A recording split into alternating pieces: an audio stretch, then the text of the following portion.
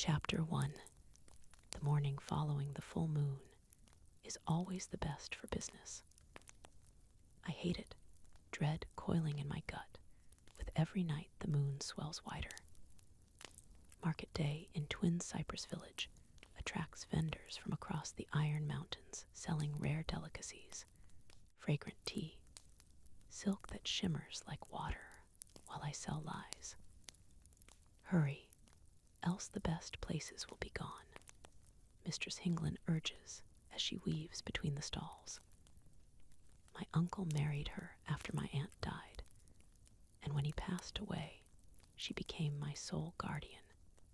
I quicken my pace to follow my step-aunt, her thin blue coat flapping over her long pants. My clothes are the same except a little more threadbare, my pants 3 inches too short. As the wind blows, I shiver, glancing at the jagged silver-white mountains encircling us like a cursed crown. Beautiful, yet when I look at them too long, something clenches inside me like I'm trapped in their jaws. Travelers often complain our autumn feels like winter elsewhere, a stark difference from the warmth of the amber forest or the shores of the Pearl Ocean. One day, I'll find out if what they say is true, though it feels like an impossible dream tucked away in my mind. I glance at Mistress Hinglin, the sunlight glinting off the thin iron hoops in her ears, the small dagger by her waist. Our people covet the iron of our mountains, just as those in other kingdoms desire gold and jade. I possess neither, just a rusted knife of some ordinary metal, unable to afford better. While I earn our money, Mistress Hinglin hoards every coin. I don't complain, it's safer this way, just as it's safer for me to steer clear of the soldiers and the threat of the mines. The iron of our mountains is the lifeblood of our kingdom. Our elders tell stories of how it is blessed by the gods, believed to ward off evil spirits and the magic wielders of Mist Island. Maybe why the late king built a wall of iron around his palace. After all, magic is no laughing matter in the Iron Mountains. Not a trace of it exists in our kingdom. Any whispered embers swiftly stamped out.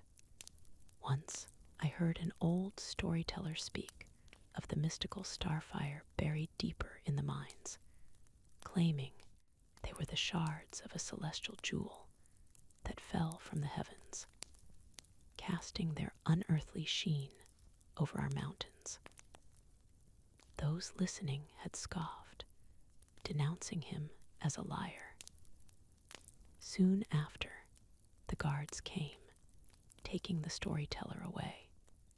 I ran away then, afraid to even be caught listening. All that matters is keeping free of the mines. While the mountains glitter from the outside, towering until they seem to graze the skies, the mines tunnel into their depths, where the days are blacker than night, the air clogged with dust, and ringing with the incessant thud of chisels. My uncle died there, as Mistress Hinglin points at an empty space between a merchant selling fruit and another with jars of wine. I squeeze into the gap and set down the 2 small stools I've been carrying. A wooden crate from a nearby vendor serves as our table. I drape a piece of cloth over it, setting up a sign that reads, "Fortune Teller." I'm not a good fortune teller, not even a trained one, though after a couple of years, the lies flow more smoothly. I don't expect my customers to return. Mistress Hinglin and I work across the surrounding villages, never returning to the same market within 6 months. Each time, I change my disguise, my step-aunt careful to keep her face covered beneath her hood. Today, my skin is painted a sallow hue that lends the illusion of lines I don't possess. A constellation of auspicious moles dotted across my brow, my hair tucked into a piece of cloth. "Do we need all this?" I asked Mistress Hinglin once. "Nobody wants their fortune told by a young girl," she replied scornfully. "You need to look like you've seen more of life. If only my step-aunt could read the fortunes, but she is the better thief. While I can lift one's purse with ease, Mistress Hinglin can slip a bracelet or a chain from an unsuspecting victim without them stirring." My insides churn as I sit by the table. What we do is dangerous, but it's safer than roaming the streets with the other pickpockets. This way we choose our targets. We keep them distracted.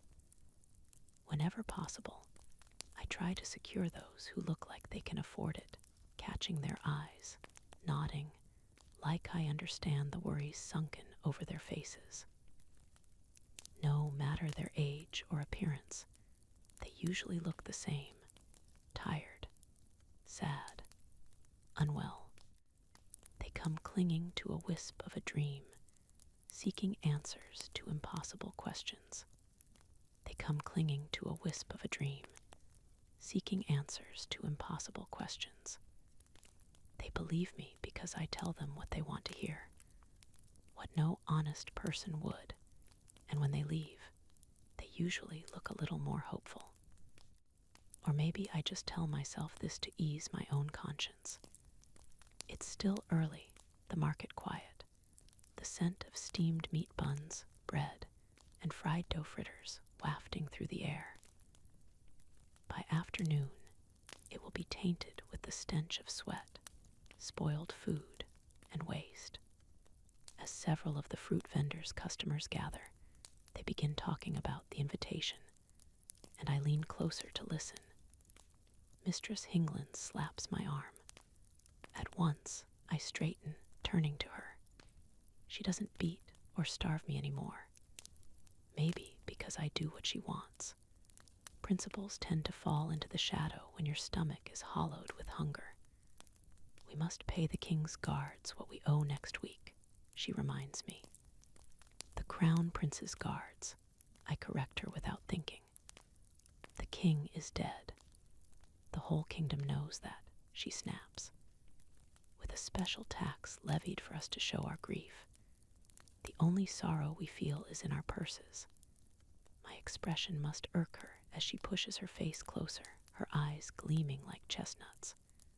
"Don't forget, I'm helping you. If we don't earn enough, the guards will take you to the mines. You don't want to know what they do to young women there." The words hang between us, a familiar threat. One day soon, I'll leave this place and her. I'm already 19. I just need money. I've never dared to steal from her before, but if I'm lucky today, if Mistress Hinglin wanders off to the dice tables, maybe I'll get to carve away a little of my earnings before she claims every coin. I think of leaving all the time now. When my aunt and uncle were alive, things were different. They'd adopted me as a young child and treated me like their own. Some days I wonder about my real parents, but I don't remember anything of my life before. All I have left of it is a worn handkerchief and a wooden ring. The one Mistress Hinglin declared was worthless when she went through my possessions to sell anything of value. I'm tempting fate by still wearing the ring, but it feels wrong whenever I take it off, like something is missing. Fortunately, Mistress Hinglin has never remarked on it again, as though she's forgotten it. As I rub the ring now, it comforts me. It makes me feel safe. Mistress Hinglin was the one who recruited my uncle to join a group of bandits, even before they'd married. She knew these bandits well. Perhaps she'd been trained by them too. The treacherous paths between the mountains are a boon to those who know their way around. When the crops perished after a harsh storm, there were few choices left to my uncle to avert starvation: the mines or banditry. Uncle joined them to rob the rich travelers, but he never hurt anyone. Maybe it made him a bad thief, but it makes my heart a little less heavy to think about it. When my uncle was alive, his broad presence filled the awkward gaps between my step-aunt and me. Mistress Hinglin had never warmed to me, but there was peace between us, the brittle kind. After Uncle was caught during a night raid by soldiers, he was sentenced to toil in the mines for his thievery. Whenever I think of him, trapped in the lightless bowels of the mountains, dying alone, my chest grows so tight I can't breathe. As tears prick my eyes now, I brush them away, but Mistress Hinglin's cold stare slides to me. "Don't smudge your face powder," she warns. I want to wipe it all off. The yellowish powder itches and makes me look haggard. But then a woman approaches, a brush of white in her hair, her long robe grazing her ankles. A delicate chain of iron glints from her neck, a jade bangle on her wrist. I incline my head, but don't smile, afraid to chase her away. The woman sits before me, wordlessly pushing 3 copper coins across the table. I don't charge much. It's easier to draw customers in. But at times, through sheer dumb luck, I happen to say something of use.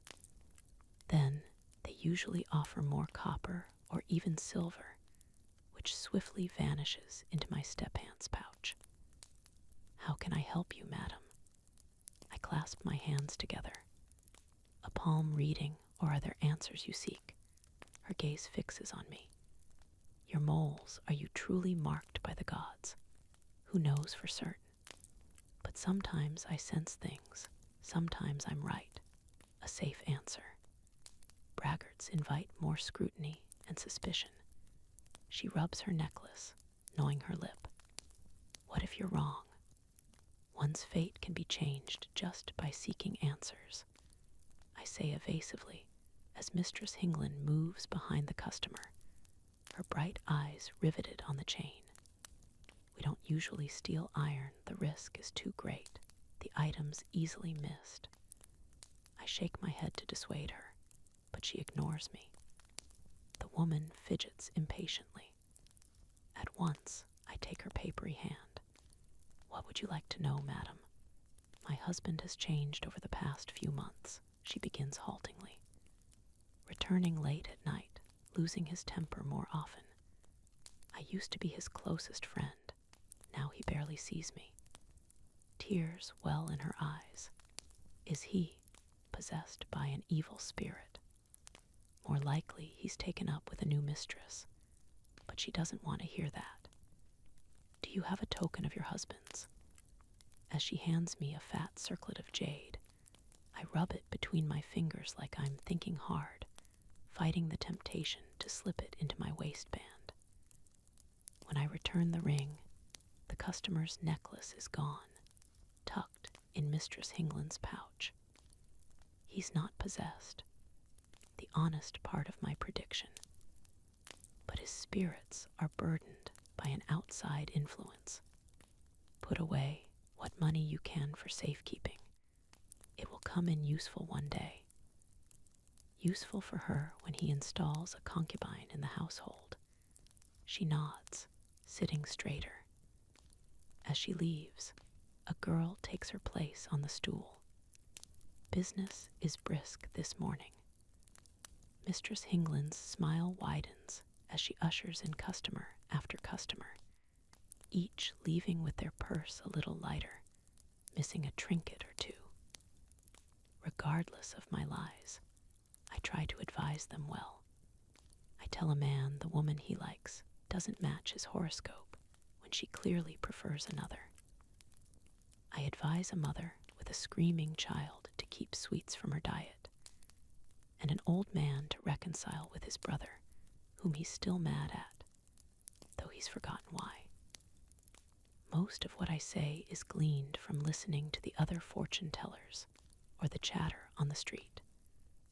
Small things, gravely spoken, embellished with enough detail to give them color. At last, there is a break between customers. I take a long drink from the water skin, my voice having grown hoarse. Mistress Hinglin wanders to where a game of dice is underway. I breathe easier when she's gone, though I hope she won't lose too much. At this hour, the market is crowded. Children carry skewers of candied fruit. Villagers huddle on benches as they slurp up bowls of noodles, some chewing sesame pancakes. I reach for the stale bread in my pouch, but release it when I remember the tax we owe. As I scan the crowd for another customer, my gaze falls upon a young man. His eyes are the clear brown of freshly steeped tea, his black hair framing his tanned face. It's cut short, unlike those here who wear it pulled high or in a topknot. And he is handsome, maybe more so than Farmer Land's son, who many here stare at. I cast the distracting thought aside.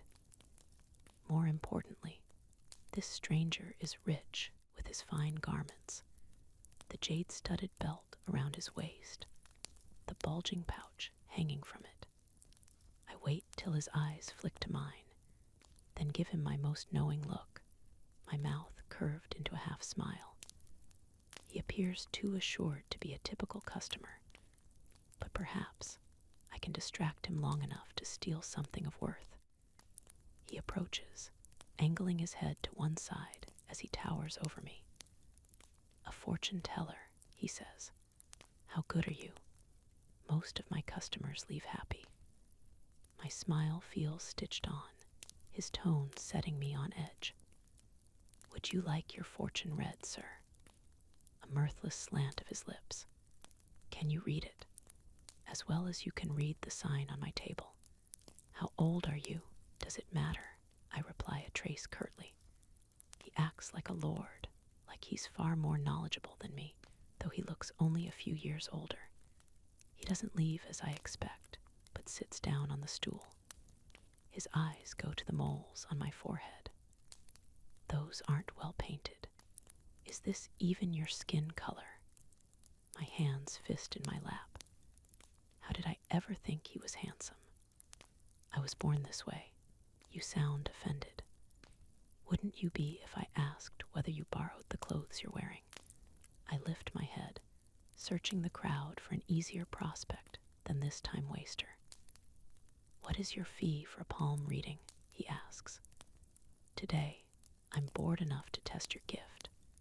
3 pieces of silver." He is wealthy and condescending. I feel no remorse in cheating him.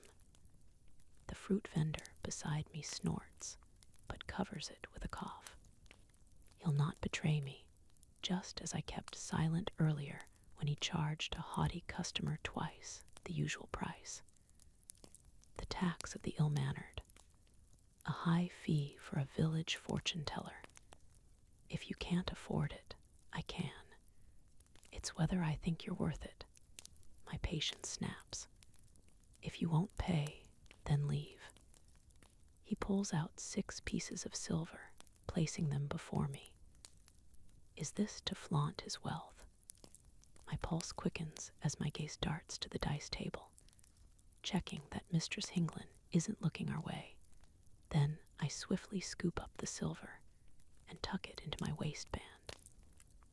Let him be a fool. I'll take what I can. He lays his hand on the crate, his fingers calloused at their tips. Will I find what I'm looking for in these mountains? Despite his generosity, the desire to thwart him remains. I'll I'll tell a good fortune, one he deserves. I brush my fingers over his palm, peering closely at it. The stars are aligned in your favor today, I begin in my most solemn voice. How do you know when you're staring at my hand instead of the sky? He counters. Don't listen if you wish, but I won't return your silver. I'm trying not to grit my teeth. What you seek lies just a day's walk away, past the low hills north of here, and through the bamboo forest, right into the bog of stagnant water, stinking of mud and rot. You mean the marshlands? I blink, caught off guard. I thought he was a visitor, unfamiliar with the area. Go beyond there, I improvise, eager to send him as far away as possible. Far enough that by the time he returns, I'll be long gone. You'll see a hill with violet flowers. Climb it, and once you're close to the top, you are the most precise fortune teller I've ever met, he interjects. I don't think you consult fortune tellers often. Whenever I encounter suspicion, it's safer to deflect the attention from myself. You're right. Why are you here? He studies me in silence. I keep my eyes open, vital in any search, he says at last.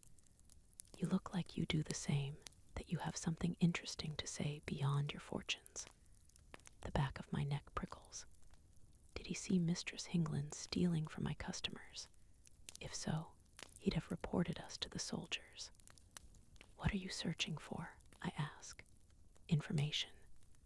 That I'll apparently find after wading through a bog and scaling a mountain. He folds his arms across his chest. What if you're wrong? That is the price of boredom, a rash answer. Something about him makes me want to tilt toward the edge rather than skitter away. He smiles, a real one this time. I catch myself staring, then look away just as Mistress Hingland returns, her steps brisk with anger. She's lost at dice, gambled away a chunk of our earnings. At the sight of my customer, her face lights up. As she approaches quietly, bending to divest his purse, he swings around like he senses her. She recovers quickly, clasping her hands. Would you like a cup of tea, honored sir? Before he can reply, I hear raised voices, followed by the clink of metal. The vendors around me stiffen. Any sign of unrest is bad for business. Soldiers turn the corner, their iron armor glinting as brightly as their weapons. Several people are rushing away, pushing through the crowd, my heart sinking. Mandatory recruitment for the mines is rare, but it happens when there is a shortage of workers. The guards rounding up all the able-bodied youths they can find, ignoring their protests and cries. The late king was ruthless in his ambitions.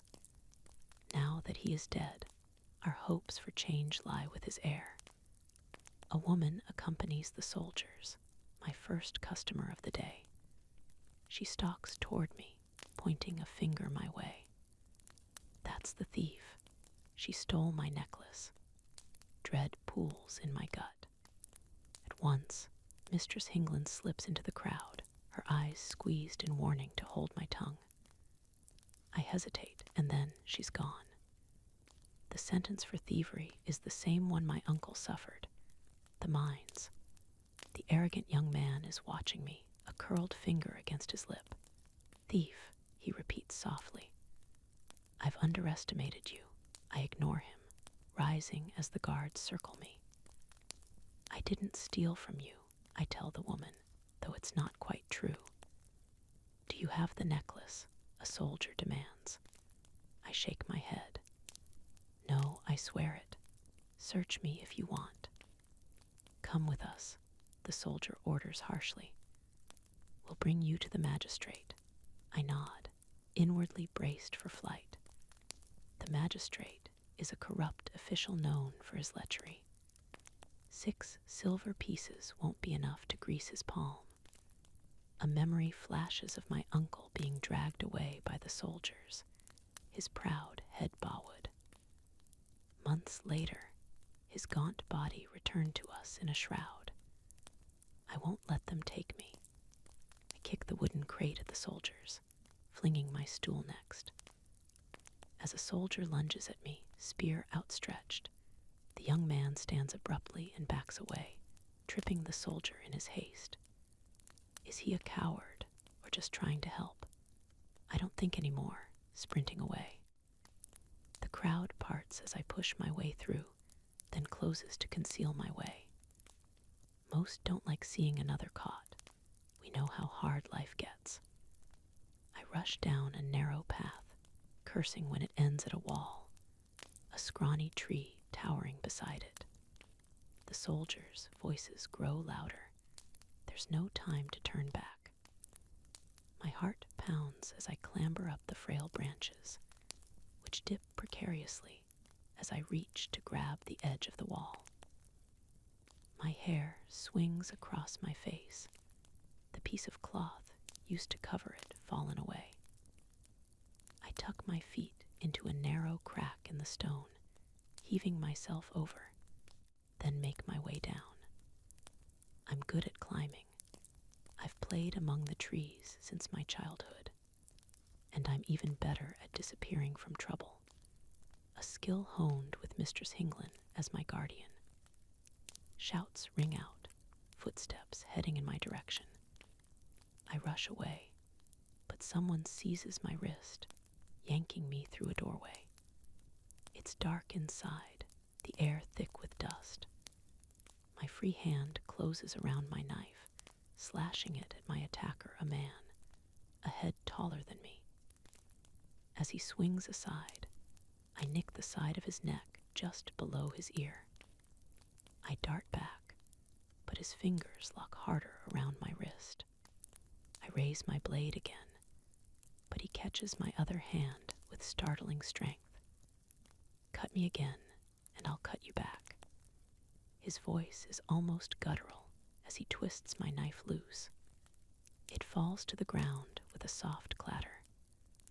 Let me go, or I'll do worse, I seethe, even as fear pierces me of him, of the soldiers hunting me. I thrash wildly, slamming my foot against his thigh. Uncle taught me how to defend myself. Among other things my aunt preferred I didn't learn. As I wrench one hand free, I bury my fist into his gut. He grunts, folding forward, his short hair covering his face. I stare, frozen with shock. It's the young man from earlier. What are you doing? I bend to snatch up my knife, pointing it at him. I do mean you any harm. So says every villain. He touches the cut on his neck, his fingers stained with blood. Maybe I should have let the soldiers arrest you. So he did help me by tripping one of them. An apology hovers, but I quash it, my wrist still smarting from when he knocked my dagger away. He leans against the wall, his mouth curved. How are you going to get out of the village? All the gates are sealed. Everyone leaving will be inspected. Terror spills over, but I leash it, forcing myself to think. If the entrances are closed, I won't stand a chance by myself with the soldiers looking for me. I must find another way out, one they won't expect. Help me. I sound bold, but inside I'm bracing for his refusal. His eyes gleam as he pushes himself from the wall. Why should I? I'll pay you. I dig out the silver from my sash, offering the pieces to him. With my own money, I can get more from my step-aunt, I lie. Bring me home and she'll reward you. Your aunt who abandoned you to be captured while she fled. He's sharp, seeing too much. My payment is going to be a lot more than 6 pieces of silver. He's reeling me in, though I'm the one who cast the bait. I study him. weighing whether throwing myself into his hands would be preferable to the magistrate's. At the memory of the magistrate's oily gaze, how he leers at the girls when he struts through the market, my choice is made. You said you were searching for something, I say slowly. I can help you. Today's promise is tomorrow's burden. I'm not sure how your predictions will benefit me further. A hint of irony in his tone.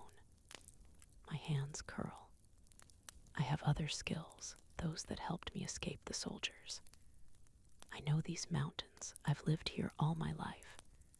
I can fight. I can lie and steal. He grins in a way that makes my hand itch to slap him. I do need a pair of eyes around here. Someone with your skills might come in useful. Then you'll help me. You'll owe me a favor. His smile widens, both charming and vicious. To be called in when I wish, within reason and in good faith. The words fall smoothly like he struck this bargain before. I hesitate, but more shouts ring out in the distance, the soldiers closing in, their footsteps growing louder. I accept. As I thrust my hand out, he shakes it. We stare at each other before breaking apart. What's your plan? I ask. He stalks to the doorway. I have a carriage. That's it. What if they search it? He turns back to me, unclasping his cloak and drawing it around my shoulders. As he pulls up the hood, he looks into my face. They won't search my carriage. They wouldn't dare. Why? Are you the prince? I ask rudely to mask my unease. A beat of silence. Be thankful I'm not. Chapter 2. I follow him along a deserted path that leads to a black lacquered carriage drawn by a pair of horses. A symbol is carved at the back, crossed spears entwined with the thorny stalk of a rose. I climb in, lowering myself on the edge of the padded seat as the young man sits across from me. It's spacious within, yet feels cramped, like his presence makes it smaller. The carriage rolls through the streets at a slow pace. All around are the muffled voices of villagers, the tread of their feet. Blood trickles down the young man's neck, hovering on the collar of his robe. A waste if it stains the cloth. I lean forward to wipe it away, but the carriage slides into a rut, jolting me against him. He grins. You're a lot more forward when we're alone. Don't flatter yourself. It's only because you're bleeding. I push myself away, shifting along the seat, as far from him as I can. Let his expensive clothes be ruined. He probably has a closet full of them. As his hand brushes the cut, I smile. Does it hurt? Do you want it to? My ire dwindles. Stupid, to anger the one helping me. I pull out a small jar of yarrow leaf paste from my sleeve, then spread a thin layer over his injury. This will help stem the bleeding. Over these past years, I've learned to treat my own wounds. Medicine is expensive, but plants and herbs grow wild. His gaze is assessing. You don't shy from blood. I've seen my share of it. What would he know of such things? Someone who doesn't drive his own carriage, who doesn't count the silver he spends. What's your name? He asks. Yining. A false name would be safer, but he's caught me off guard. He repeats it, stretching it out in a drawl. You may call me Jin. As the carriage jerks to a halt, the soldiers holler. All occupants of the carriage must disembark to identify yourselves. Do you see the crest of our carriage? The driver announces loudly. Heated whispering rises, the guards arguing among themselves. Every carriage must be searched, one insists, yet his voice quivers. Search this one if you've grown tired of living. Another replies in a muffled tone. Only after our carriage rolls onward does my tension ease. I lift a corner of the curtain to see the soldiers bowing as we pass through the entrance. They seem frightened. Are you a lord? I hope he's not. It's too late to mind my manners around him. The nobility rank just beneath the royal family of the Iron Mountains, treated with reverence. The wealthy merchants and masters of their craft come next, most of whom dwell in the larger towns. And at the very bottom are the rest of us, the hundreds of thousands who are meant to serve, spread across villages and towns that are scattered around the mountains. I am an advisor to a lord. Our carriage bears his mark, Jin explains. Are you disappointed? I knew you weren't one. What noble would trudge through the villages? He shrugs. I'm keen to learn more about this place. A subtle reminder of my obligation to him. I'm almost certain he has a web of people like me, strewn across the kingdom, pawns to be used and discarded. Is he a friend or an enemy of the Iron Mountains? Regardless of any debt, if Jin threatens my safety, I'll have to vanish. Fortunately, he doesn't even know what I look like beneath the paint. As the carriage rumbles along, Jin asks abruptly, why tell fortunes when you have no calling for them? Not all of us are born into wealth. He ignores my comment. That woman who was with you, is she really your aunt? My step-aunt. My uncle is dead. My voice cuts off, the less he knows the better. Where are you from? I slip in, hoping to catch him unaware. How do you know I'm not from here? I study him, from his shoes to his face. Your clothes, your lack of iron despite your wealth. Your hair, why is it short? It's how we wear it where I'm from. The days are warmer there. Do the women wear their hair short too? I ask curiously. His eyes flick down my hair to where it curls just above my elbow. Only if they want to. He must be from one of the other kingdoms, the Amber Forest or the Pearl Ocean. Envy slithers through me at his freedom, the ease with which he crosses the land. Even with my uncle's old horse, it would take days to ride through these mountains. A sudden urge to get away from him grips me. He reminds me of places I want to see, things I'll never get to do, dreams buried along with my uncle and aunt. Pulling aside the curtain, I glance out the window, the sight of the familiar forest filling me with relief. It's an hour's walk from home, but I'd rather he not know where to find me. I wrap the side of the carriage. Let me out here. This is close enough. As we slow to a halt, I hop down before Jin can object. He leans out the window, his head angled toward me. Is this farewell? Only for now, I reply glibly. Don't worry, I'll know where to find you. I always collect my debts. As his mouth lifts into a smirk, my insides clench. He holds my gaze a moment longer, then draws the curtain back over the window. The horses trot briskly along the muddy trail that cuts around the forest, pulling the carriage after it. I listen till the clop of hooves fades into silence, then make my way through the trees. It's safer to keep my distance from one who moves in the circles of power and privilege. Those like him walk a different path, entering carriages and mansions, while I remain outside. He won't trouble himself to find me, and I'm good at staying hidden. Yet, what I owe him stretches between us like spider silk. I better not be the prey tangled at the end.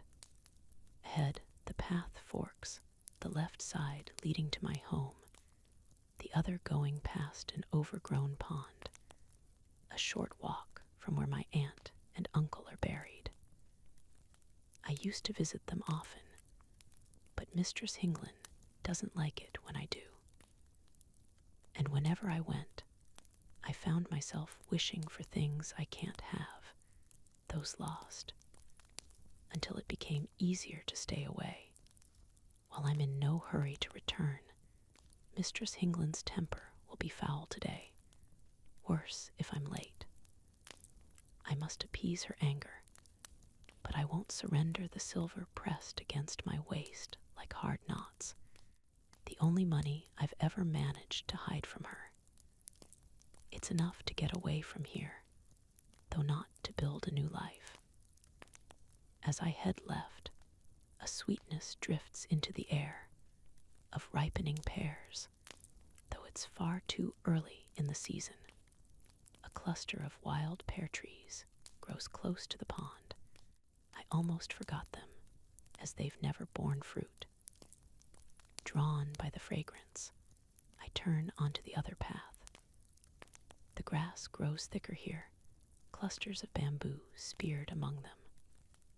I hurry toward the trees, halting at the sight of their branches, laden with yellowing globes of fruit, perfectly ripe, some teetering on the brink of spoil.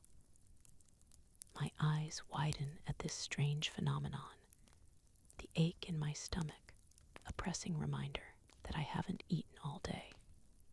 Reaching up, I pluck a pear, devouring it in a few bites, then another. They are sweet, crisp, and delicious. Pulling off my coat, I pick the best of the fruit, climbing higher up to find more until the branches dip beneath my weight. The sun sinks lower, shadows stretching long, the air losing the brittle heat of day. Ahead, light fragments over water. I almost don't recognize the pond, utterly transformed.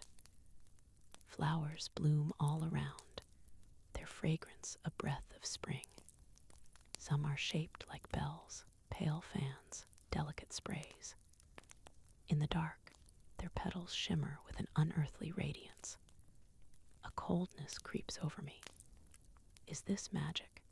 It shouldn't exist here, an ability only those of the wicked Mist Island possess. Just the whisper of it sufficed to draw the late king's soldiers, who would seize anyone with a hint of association with magic. Few went willingly, none returned. Enchanted or cursed, I should flee this place. Yet no one is watching me, no one to carry tales. And while I'm afraid, curiosity prickles, drawing me closer. Reeds circle the large pond, its waters clearer today, like a storm has swept through. As I kneel by the bank, my reflection stares back at me. Black hair grazes my elbows, my dark eyes fringed by thick lashes. My small mouth lends me a somber air. I'm not used to smiling.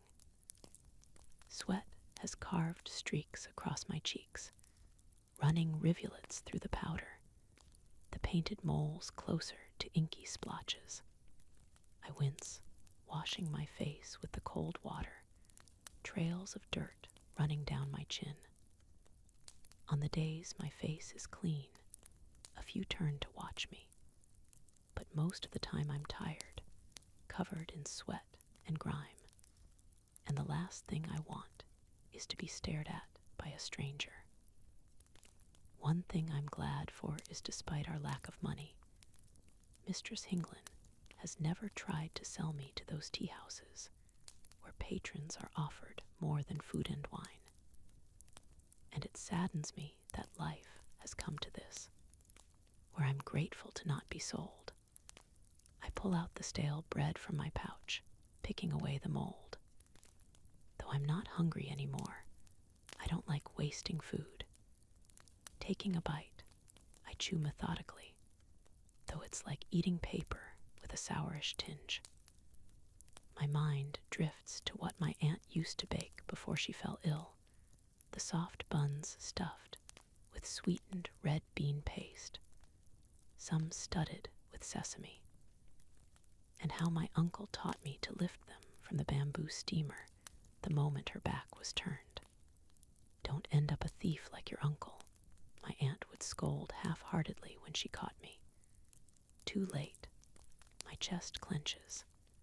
I loved my uncle, eagerly anticipating the times we spent together. He taught me to fight and to ride on his horse. Away from my aunt's watchful eye, his teachings extended from how to lift a pouch from a belt to palming food from the vendors. Lessons of life, he called them, though my aunt hadn't agreed.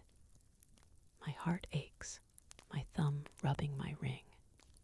While it's been a few years since his death, my aunt died so long ago her face is a hazy silhouette.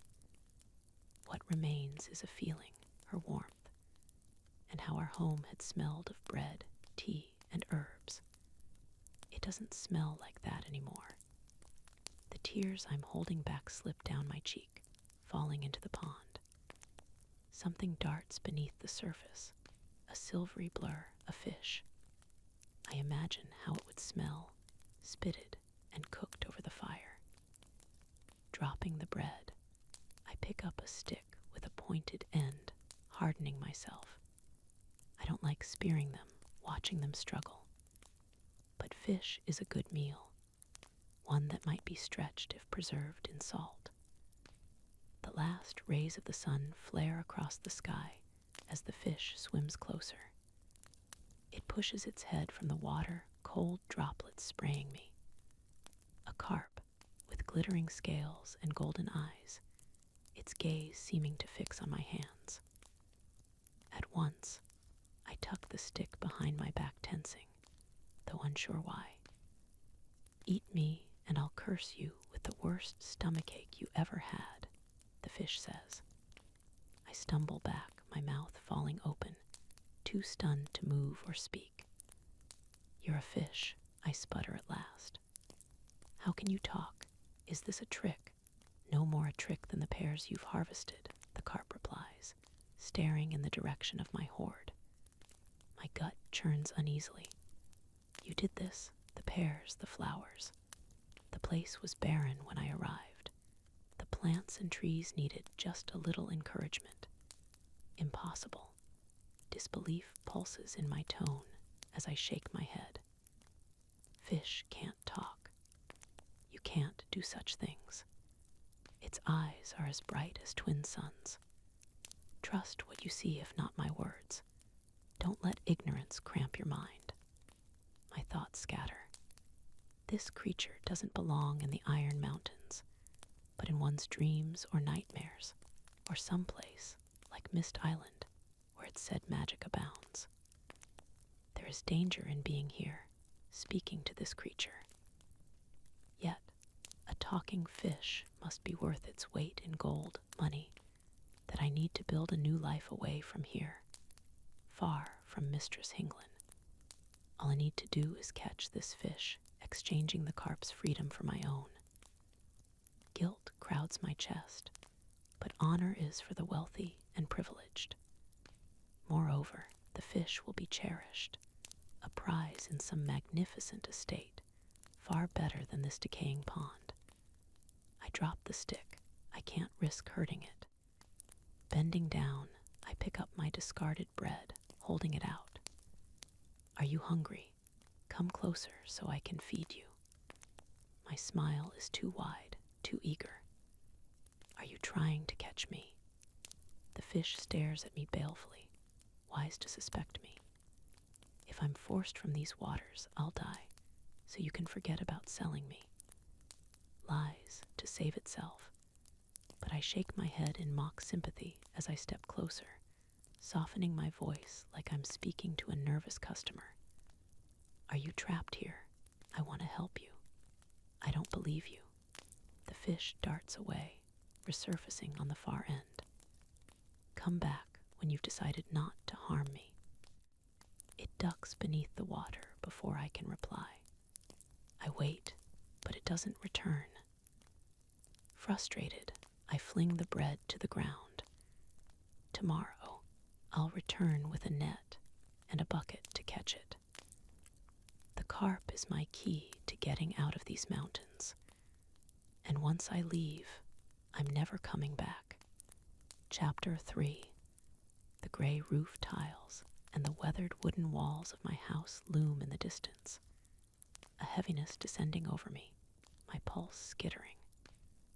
When had it become this way, the sight of home evoking dread rather than relief?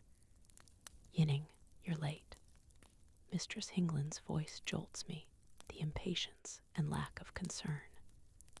It was hard to escape. You got careless, she snaps. Now we must stay away from the markets, our only source of money. It was her greed that caused this. She'd abandoned me to the soldiers. But I swallow my anger, holding out the pears I harvested. I found these on the way back. The trees by the old pond are finally bearing fruit. Pears, she sneers. What good are these when the money is gone? My stomach caves. Her losses at dice were worse than expected. There are plenty more. We can sell them, I say quickly. She picks up a pear, holding it to her nose. As she inhales its fragrance, a smile breaks across her face, yielding a glimpse of how striking she used to be. The harshness of life here strips one's beauty as easily as the peel from a mandarin. When my uncle first introduced us, I'd wanted to like her. She folded me into a hard embrace, promising we'd be as family. It didn't take long after the wedding for her smiles to fade, her voice to harden, the final remnants of her mask, discarded long before my uncle's body had gone cold. I remember clinging to his stiff hand at his funeral. As I wept, Mistress Hingland declared to the other mourners that my uncle had left her our home, and she was now my sole guardian. I tried to protest, but she struck my face, a stinging slap that left my cheek burning. The shock was like falling into a river and forgetting how to swim, flailing as the water drags you deeper. The villagers all averted their eyes, many whispering this was a family matter. That was the moment I realized I was alone in the world, and my tears no longer mattered. I should have fought harder to make the others listen, shamed them into intervening. Because I gave up, my step-hand won. I won't so easily relinquish the fight for myself again. Sometimes there's no way back. It took years to claw this glimpse of freedom away from her, this chance at a new life, one I won't surrender. Mistress Hingland takes a bite of the pear, chewing noisily. You should start preparing dinner. Though I'm tired, I nod, following her into the house. I wash the rice, then cook it over the fire. While it simmers, I slice a handful of long beans and fry them with a beaten egg. As I lay the bowls on the table, a yellow brocade scroll catches my eye. What's this? I ask curiously. She sits down, helping herself to the food. An announcement from the palace. My heart beats a little quicker. The Palace of 9 Hills is the royal residence, named for the mountains that ring it. I often climbed a tree to stare at the sprawling grounds in the distance, imagining how perfect life must be there. A fairy tale for those within its shining walls. They say Prince Sixen is handsome and brave, a hero from the stories, though all I've seen of him is his portrait that hangs in each village hall, along with his sisters and late fathers. I've looked at them so often, they feel almost real to me. There's something about the darkness of the prince's eyes, the curve of his lips that makes me believe he's kind, clever, and interesting, even as my mind whispers that this is shallow and undeserved, and I should know better. As I reach for the scroll, my step-aunt's fingers close around it. What does it say? The catch in my voice spoils my attempt at indifference. Mistress Hinglin flicks the scroll apart, revealing the royal stamp in red ink. Prince Sixen is hosting a ball the day after tomorrow, a grand celebration. A ball. I sit straighter, excitement surging through me. Are they in need of additional servants? It's an invitation to attend as a guest. The market was afire with gossip of this today. Apparently, this was sent to everyone in the kingdom. Ours arrived late, one of the last. A miracle that the messengers even found our remote home. To send one to every subject would be an impossible feat. The numerous villages scattered around the mountains, the towns thronging with people. Impossible, except for the one who controls the might of the army. Mistress Hinglin tucks the scroll into her sash. You have the same silly expression every girl had on hearing the news. I thought you were smarter. Many will spend a month's wages on a useless dress to meet an even more useless prince. Her lip curls. Far better to give us silver to celebrate his reign. It will be a shame to miss it. There will be many rich guests wearing their finest clothes and jewelry. Fat purses, rich pickings. I'm trying to rouse her greed. If she knows how much I want to go, she'll never let me. A ball in the palace, it feels like a dream. A chance to live in color rather than lurking in the shadows. Whatever it is, you can't go, she snaps. After today, the soldiers will be searching for you. I was in disguise, I protest. Her eyes gleam, she relishes denying me this. I will go. You are right about the pickings.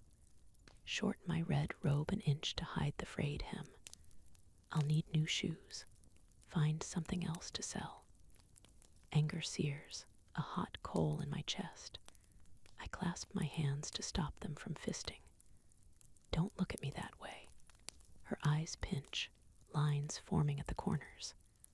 Without me, you'd have starved or been sent to the mines long ago. The wiser part of me urges silence to preserve our fragile peace. I force myself to nod, but it's becoming harder to fold myself to fit her moods, to squeeze into the mold she expects of me. She points at the basket of pears. Take these to farmer land tomorrow morning and get the best price you can. Don't be distracted by his son. Mistress Hinglin's mouth slides into a cunning smile. Someone like him won't even look twice at you. And if he does, he'll only want one thing.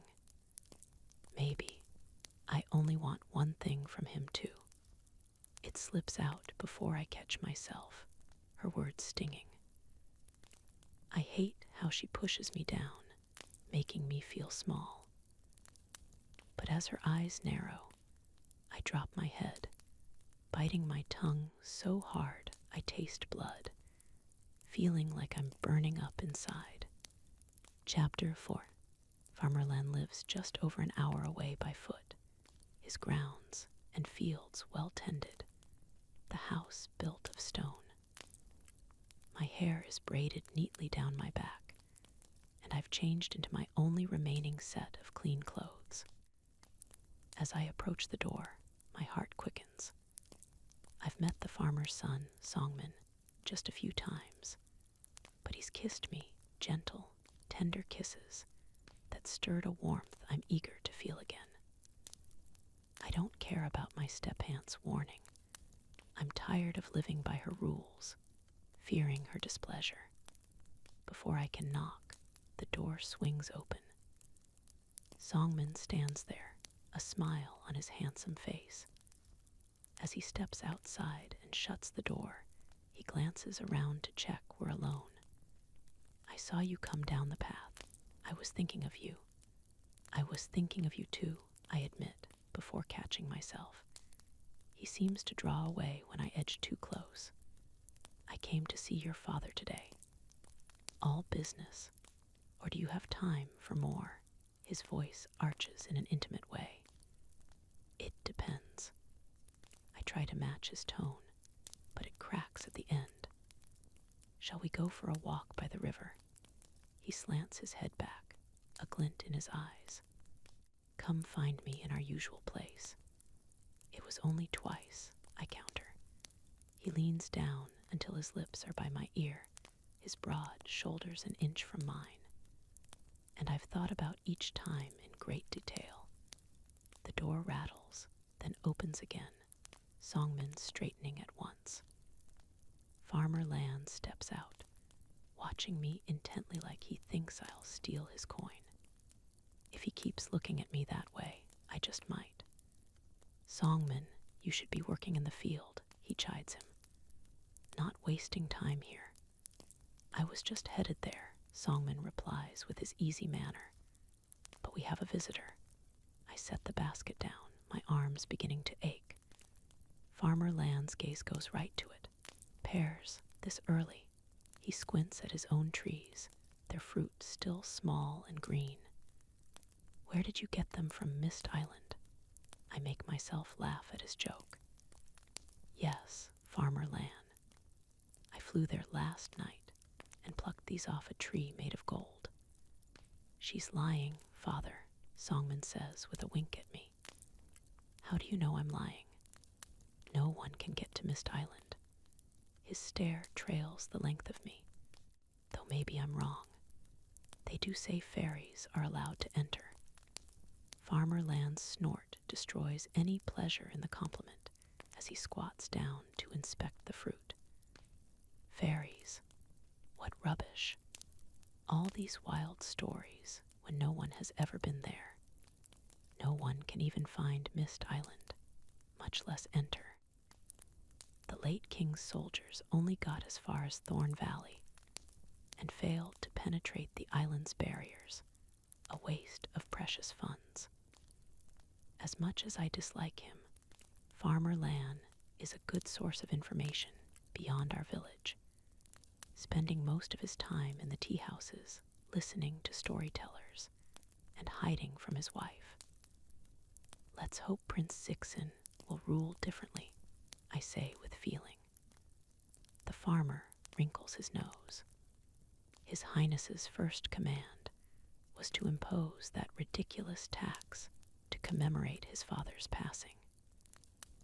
Now he's throwing a ball, a frivolous waste of money. What will he do after he's crowned king? It's not just us in the villages who are struggling, but those in the towns too. It's hard to imagine the wealthy farmer being short on funds, but the harvest has been poor in recent years across the kingdom. Some whisper that our land is cursed, none daring to say this too loud for fear of drawing the soldiers' attention. I want to ask Songman if he's going to the ball, but Mistress Hinglin has forbidden me from attending, and it would feel worse knowing he'd be there, dancing with 30 copper coins, Farmer Lan barks, breaking my days. For the whole basket. Farmer Lan, it's worth at least twice more, I say in an injured tone. 50 copper coins, and it would be a bargain. The farmer runs a calloused finger down a pear, his other hand scratching the mole on his chin. They look bruised and misshapen, a false complaint to drive down the price. They are perfectly shaped. I add, you can fetch a higher price in the market with these being so early in the season. They will help draw more customers in. Farmer Lan nods, but then his eyes narrow. Why don't you sell them in the market? He doesn't know about my encounter with the soldiers yesterday. He's just scenting out any weakness. Maybe I'll do just that, I say brightly. Farmer Min offered to let me rent a section of his table, I lie, dropping in the name of his rival. Farmer Land scowls as Songman bends to pick up a pear. As he bites into it, juice glistens on his lips, my throat growing dry. "I'd offer 35, he tells his father. "They are sweet." 40, I correct him. "And you'll have to pay for that one, whether we strike a deal or not." Songman's eyes widen with mock hurt. "You won't give me one. You didn't ask." I smile at him, then turn to his father. "Do we have a deal?" The farmer nods grudgingly, counting out the coins into a pouch that he hands to me. As I take it, Songman lifts the heavy basket. "I'll put these in the shed," he tells his father, though he's looking at me. My pulse quickens. After Farmer Land goes back inside, I wait before making my way to the shed. The moment I step through the doorway, Songman pulls me to him, his other hand slamming the door shut. It's dark inside, smelling of earth and dampness, not pleasant. But his fingers are threading through my hair, pulling it loose from its braid. His lips find mine, and he kisses me, edging me back until the wall presses against me. There is a new urgency to his touch, one that cautions more than it tempts. Songman tugs at my robe, pulling it off one shoulder. A cold rush douses any remnant of desire. I recoil, pushing at him, but he doesn't seem to notice or care. Anger sparks as I shove harder, but he's strong from working in the fields. "Stop." I don't dare raise my voice, afraid of his father hearing. "Why, no one will come here," he murmurs into my ear. As Songman's hand slides to my chest, my knee flies up instinctively, slamming against his groin. He releases me, muttering a vile curse. With his eyes slitted, his mouth pinched, he looks nothing like the boy I've kissed and laughed with before today. "You kicked me," he seethes, "because you wouldn't stop." I straighten my robe with shaking hands, feeling at once lost and furious. I liked him, but not enough for this. "Who are you saving yourself for? The prince?" He laughs scathingly. And for the first time, I realize Farmer Lan may not be the meanest person in his family. "You're lucky I'm even wasting my time with you." I'm the one wasting my time. It takes me a moment to answer, to bury the urge to cry. A cruel smile stretches across Songman's face as he looms over me. "Girls like you aren't good for anything but 5 minutes in a shed." His brutal jab stings, but I lift my head and grin. "Is 5 minutes all you're good for?" I yank the door open and stalk away before he can reply, his mockery ringing in my ears. I rub the wooden ring on my finger, a comfort when I'm unsettled. While I never believed it was serious between us, I thought Songman at least liked me. He deserved worse than the kick. I should have cut him, I wish I had. I snatch a handful of pea shoots from the farmer's field as I leave. Petty, but it eases this splinter in my heart. Shame burns that I let him kiss me. But most of all, I'm angry at him, at myself, for being a fool, for thinking he saw me for more than I appeared, and for imagining there was anyone here who cared. Chapter 5. It's raining, hard slivers pelting down, but I welcome it. Rain makes it easier to pretend the water in my eyes isn't tears, that I'm not stupid enough to shed them over something meaningless. But I'm not crying just for Songman or the things he said. If life is a game, I lose each round. Everything I touch turns to ash. Everyone I love, I've lost. The forest folds me in its familiar embrace. The air smells of grass and earth, the rain lightening to a drizzle. I I shiver, breaking into a run to keep warm. As I weave through the bamboo stalks, my feet instinctively take me back to the pond, though I can't say why. I don't even have a net to catch the carp. Maybe it's to recapture the fleeting wonder I felt there, the tranquility. I hadn't imagined it. The flowers are still in bloom, the pears hanging from the trees invitingly. I'll pluck more to ease Mistress Hingland's suspicions at my delay. I just don't want to go home yet. I'd rather be anywhere else. The reeds rustle, the waters mirroring the gray skies above. As I stand by the edge, staring at my reflection, it ripples abruptly, the carp's silvery head poking through. It studies me in silence with those golden eyes. I don't move, deciding it's wiser to cultivate the creature's trust rather than attempt to trap it now. I'd only hurt it this way, and a dead fish won't fetch the gold I need. Part of me recoils at the thought, how vile, to weigh the creature's life this way. But I've learned to do a lot of things I don't like.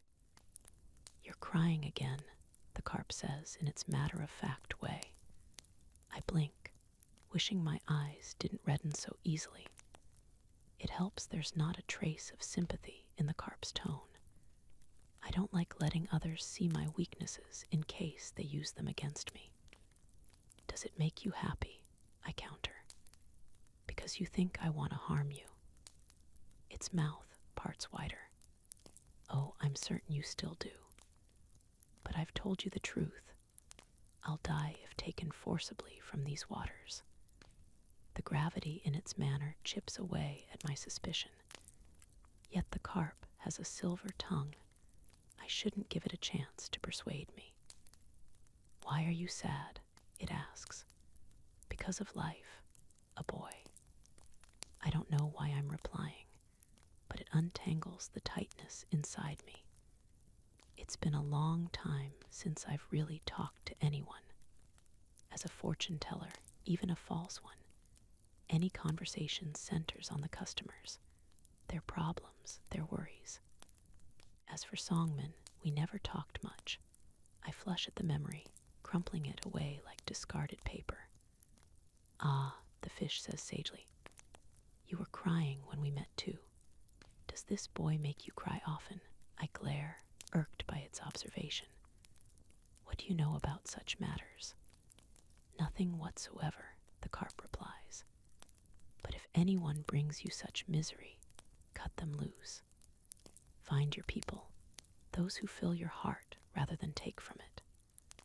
Its words burrow into me. My mind shifts from songman to Mistress Hingland to the thought of leaving for good. There's no one I will miss here. You are right. As I step closer to the pond, the carp glides toward me, its tail undulating like a ribbon.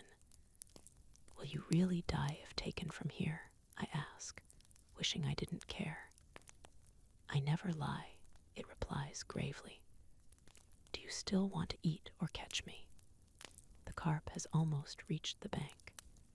It would be so easy to plunge my hands into the water to pull it out and wrestle it down, to spear it with a sharpened stick. Who wants to eat you? I protest shamelessly. You probably don't taste good. I taste exceedingly vile, it assures me. Laughter bursts from me. I quell it, hardening myself. How did you end up here? I should keep the carp talking to lower its guard, though I'm no longer certain what to do. I chose this place. It reminds me of the wild hopes I used to clutch at, that someone would rescue me from the nightmare my life had become, of the times I cried myself to sleep with a fist over my mouth to avoid waking Mistress Hingland. No one helps girls like me, I say flatly. We help ourselves.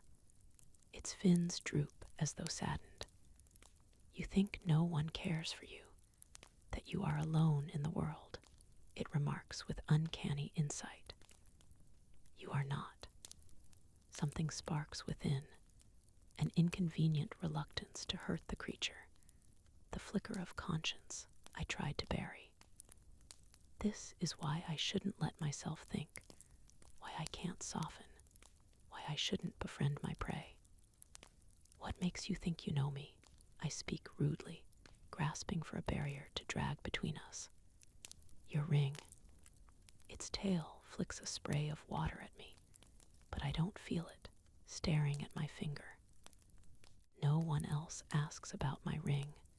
No one seems to notice. When the fish stared at my hands the first time, I thought it was looking at the stick. This ring, I hold up my left hand. I bought it in the market. A lie to snare a liar. No, the carp replies with unwavering certainty, its eyes blazing brighter. You've always had it, except you don't know what it is, just that it makes you feel better, and that you don't ever want to take it off. My knees buckle as I sink down to the bank, afraid, yet desperate to learn more. How do you know? Will you trust me? The carp asks. And maybe I'm a fool, but I nod. I'm not lying to the fish anymore. Not just because it knows things about me that no one else does, but this desire to trust it comes from a place deep inside, the instinct I've always leaned on when all else fails. Then we are friends, it tells me firmly. After my uncle's death, my few friends fell out of my life. Maybe it was because I no longer had time for play, or maybe they feared misfortune was catching. I would like that, I find myself saying. What do I call you? We don't need names to remember who we are, but you may give me one. Then how about little fish? A weak name, wholly unimaginative, it complains, despite its earlier indifference. As a breeze stirs around us, I remember a myth I heard. There is an old folktale that the carp who could swim up an enchanted waterfall would be transformed into a dragon, to soar into the skies. A worthy endeavor, it says approvingly. Then I'll call you Little Dragon, I suggest, because I hope you will fly in the heavens one day. Flatterer, yet its fins ripple in seeming pleasure. I'm far from a dragon, but one can always aspire. We share a smile. How did you know about my ring? What did you mean when you said I wasn't alone? I ask. Someone sent me to you. She gave you the ring you wear. Who? It doesn't feel real that all this while someone was looking out for me. The carp must be mistaken, though I don't want it to be. Your mother. A deep joy flares in my heart, pierced through with sorrow, because she's not here, because I can't remember anything of her. Is she alive? She was very ill, close to death, when I was summoned years ago, the carp says heavily. I was tasked with delivering the rest of her gift to you. It hurts, even though I've already resigned myself to this loss. I breathe deeply to steady myself. Little dragon flicks its tail, shimmering flecks drifting across the pond like dandelion seeds. The earth around my feet quivers, a tiny shoot springing from the soil. Leaves sprout along the twisted stalk, a bud forming that unfurls into a luminous six-petaled flower the color of pearls, a single thorn glinting from its side. Fear rakes my insides. Magic is dangerous. If I'm discovered here with the carp, I could be imprisoned or worse. I should run to never return. But I don't. Despite my fear, I want to know. Prick your finger on the thorn. It's like time has stilled, the carp's voice taking on a new resonance. For some reason, I trust it. My heart races as I shift closer, just a moment's hesitation. Then I'm pressing my finger against the thorn. It stings, blood beading on my fingertip, sliding down the stalk. The plant shudders, sheathed in dazzling radiance. Its solitary blossom falls into my palm, the stem twisting into a thin circlet, coiled around the flower in the middle. What is this? I ask in wonder. It belongs to you, to your ring. Don't speak in riddles. I shake my head. My ring is just ordinary wood, worthless, as my step-aunt said. Is it worthless to you? No, I reply vehemently. But this can't be real. Stop looking for reasons not to believe what I'm telling you, the carp says somberly. You know whether this is real or not. Fighting a burst of doubt, I pick up the circlet of stem and flower. It pulses in my grip, my ring tingling in the same rhythm, like they are one and the same. Nothing makes sense, yet it feels right. A whisper seems to glide through the air, a name rustling through my mind like an echo, a shadow of memory, Yining. My mother's voice. I don't recall her face, but I remember now the way she used to utter my name, like it was the most beautiful sound in the world. I hold the circlet over my finger, a powerful impulse compelling me to push it down. Wait. The carp's voice rings out. This is not just a flower, this is your heritage, a great gift and responsibility that you will bear the rest of your life. My hand stills. I'm not one for burdens or unseen tethers. What do you mean? Once you accept the flower, you will be bound to it. You can never relinquish it. It becomes as vital as your limbs, as the blood that flows in your veins. I stare blankly at the delicate twist of stalk, my hand braced to fling it away, despite the urge to claim it. What if I lose it? What if it's stolen or taken from me? You will die. The carp's tone is gentle, yet the words stab like knives. What? How? At once. The longer you've had the flower, the deeper your bond with it, the more rapid your deterioration, Little Dragon says gravely. But the ring will protect itself, disguising its appearance so it's not easily discerned by others, unless they are looking for it. I don't want it. My instinct for survival kicks in, even as my fingers close protectively around the flower. That is your choice. Just know, this is the key to your home and family, to who you are. The carp's head droops. Already the flower is withering. If you refuse this chance, soon it will be lost forever. The tips of the petals are crinkling, my wooden ring throbbing with greater urgency. But still, I hold back. Rules and conditions, danger. I want none of them. Where is this home you speak of? I ask. I only know what I've been told to complete my task, the carp replies. But the one who sent me loved you even more than herself. It was why I agreed to find you, though I knew it would cost me greatly. It stares at me, its scales shimmering. Will you accept this gift? There is magic in this moment, rippling through the air, the flower in my palm. Though I'm terrified, I can't shy from it. I won't abandon this final gift from my mother.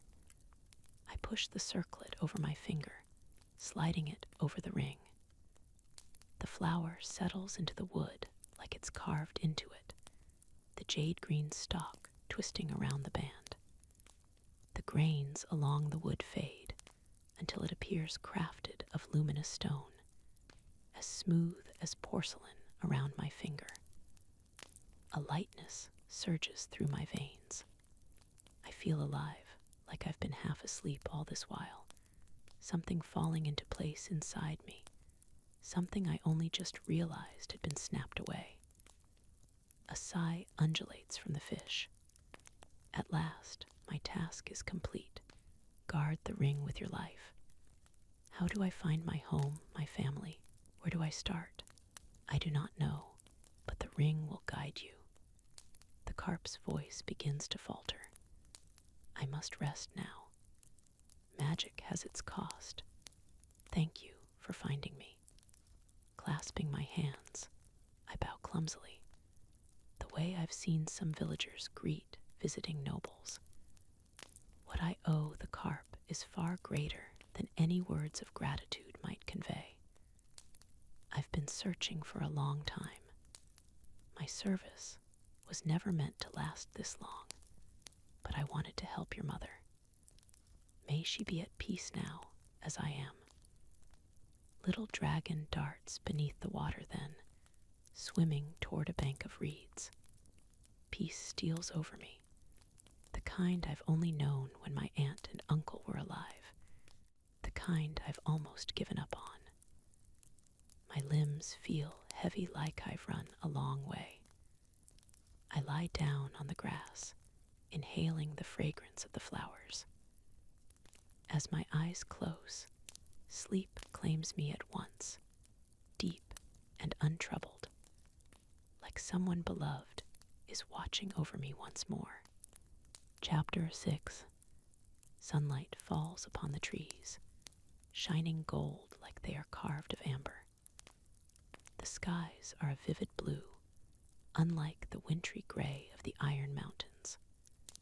A young woman is running, her large eyes the color of ink, long brown hair flying across her face, obscuring her features. Her hand is seized by another in a cloak, the hood drawn over their face as they drag the girl along. My eyes flick open. Something pulses against my finger, my ring. It's there, it's real. My heart beats unsteadily, yet is filled with rare warmth. Who was the girl? I shake my head to clear it, still fogged from sleep. Violet threads the skies above, the night pricked with starlight. The scent of grass is light and fresh, unlike the grease of the kitchen at home, the dankness that never goes away no matter how hard I scrub. It's late, long past dinner time. Mistress Hinglin must be furious, my body instinctively tensing. Don't return. A tempting thought. I have the silver from Jin, the copper from Farmer Lan. Mistress Hinglin doesn't deserve the respect of a final farewell. She was never family in the way that mattered. And she won't want her unpaid servant, the source of her income, to leave. As for the carp, though I've only known Little Dragon for a short while, what I owe it can't be measured in time. I stand and walk toward the pond. All is silent, the water still. As I raise my hand and wave, the surface ripples, the carp's silvery scales gleaming as it swims toward me. Did you sleep well? It asks quietly, lifting its head from the water. Never better, I reply with feeling. Where will you go now? I touch the ring on my hand, unused to this weightlessness within. Away from here, where this takes me, its mouth curves. I wish you good luck in your travels. Thank you, Little Dragon. I hesitate, then ask, what about you? Will you stay or leave? The magic yielded to me for the task is fading. I will use what remains to return home. This feels like farewell, a thickness swelling in my throat. If there is anything I can ever do for you, it would be my honor. I am honored by your mother's trust, Little Dragon replies gravely. Then its tone lightens. But if you ever find the waterfall you spoke of, the one that transforms fish into dragons, I will bring you there, I promise. The carp's eyes are bright. I have one more gift, this one from me to you. A large bundle lies on the bank, wrapped in dried lotus leaves. I crouch down to pull them apart and find a beautiful dress within a light blue silk embroidered with peonies, with layers gathered below the chest. The skirt flutters as I lift it up, the cloth soft and smooth. There's even a silver hairpin with a coral butterfly. Yet the true wonder are the shoes, crafted of white brocade, embroidered with flowers that are studded with iridescent crystals and seed pearls. The clink of pebbles from behind startles me. At once, I cover the dress and shoes with the leaves, concealing them from sight. I rise, scanning the surroundings cloaked in shadow. The wind catches at my hair, blowing it loose as the bamboo leaves quiver. Maybe it was just a wild animal. Songman wouldn't have bothered to follow me, and Mistress Hinglin rarely leaves home, preferring to send me on any errand. My skin crawls as I pull out my knife, gripping it tightly. The carp is watching me with its golden eyes. "Be careful," I whisper. "Stay hidden and don't emerge until I return. If it's an intruder, I'll draw them away." As the fish darts beneath the water, I move from the pond toward the forest, my breathing shallow, my blade thrust out before me. It's quiet here. Too quiet. Leaves rustle, footsteps rushing toward me. I spin around as something hard crashes against the side of my head. I stumble back, struggling to stay awake, but a hand clamps over my mouth and nose, cutting the air from my lungs. Darkness shrouds my mind, panic rising as I claw at the hand smothering me. I ram my elbow back, but another blow strikes my head, and my knees buckle. Fingers close around my ring, tugging hard, but it holds fast like it's bonded to my skin. Pain pierces my hand as the ring finally gives way, an aching loss engulfing me alongside the blinding agony as I'm dragged into oblivion. My eyes fly open. It's dark here, not even a candle to light the room, just a small window high above with a plank hammered across it. I'm lying on the floor, a familiar musty scent filling my nostrils, thick with stale grease, and the pungent aroma rising from a large bowl on the table. I push myself up, my head still pounding from the blows. This is the storeroom behind the kitchen, where Mistress Hinglin used to lock me up whenever I did something she didn't like. Was she the one who attacked me in the forest? I reach for my ring instinctively, gone torn from my finger. The last thing I recall before losing consciousness.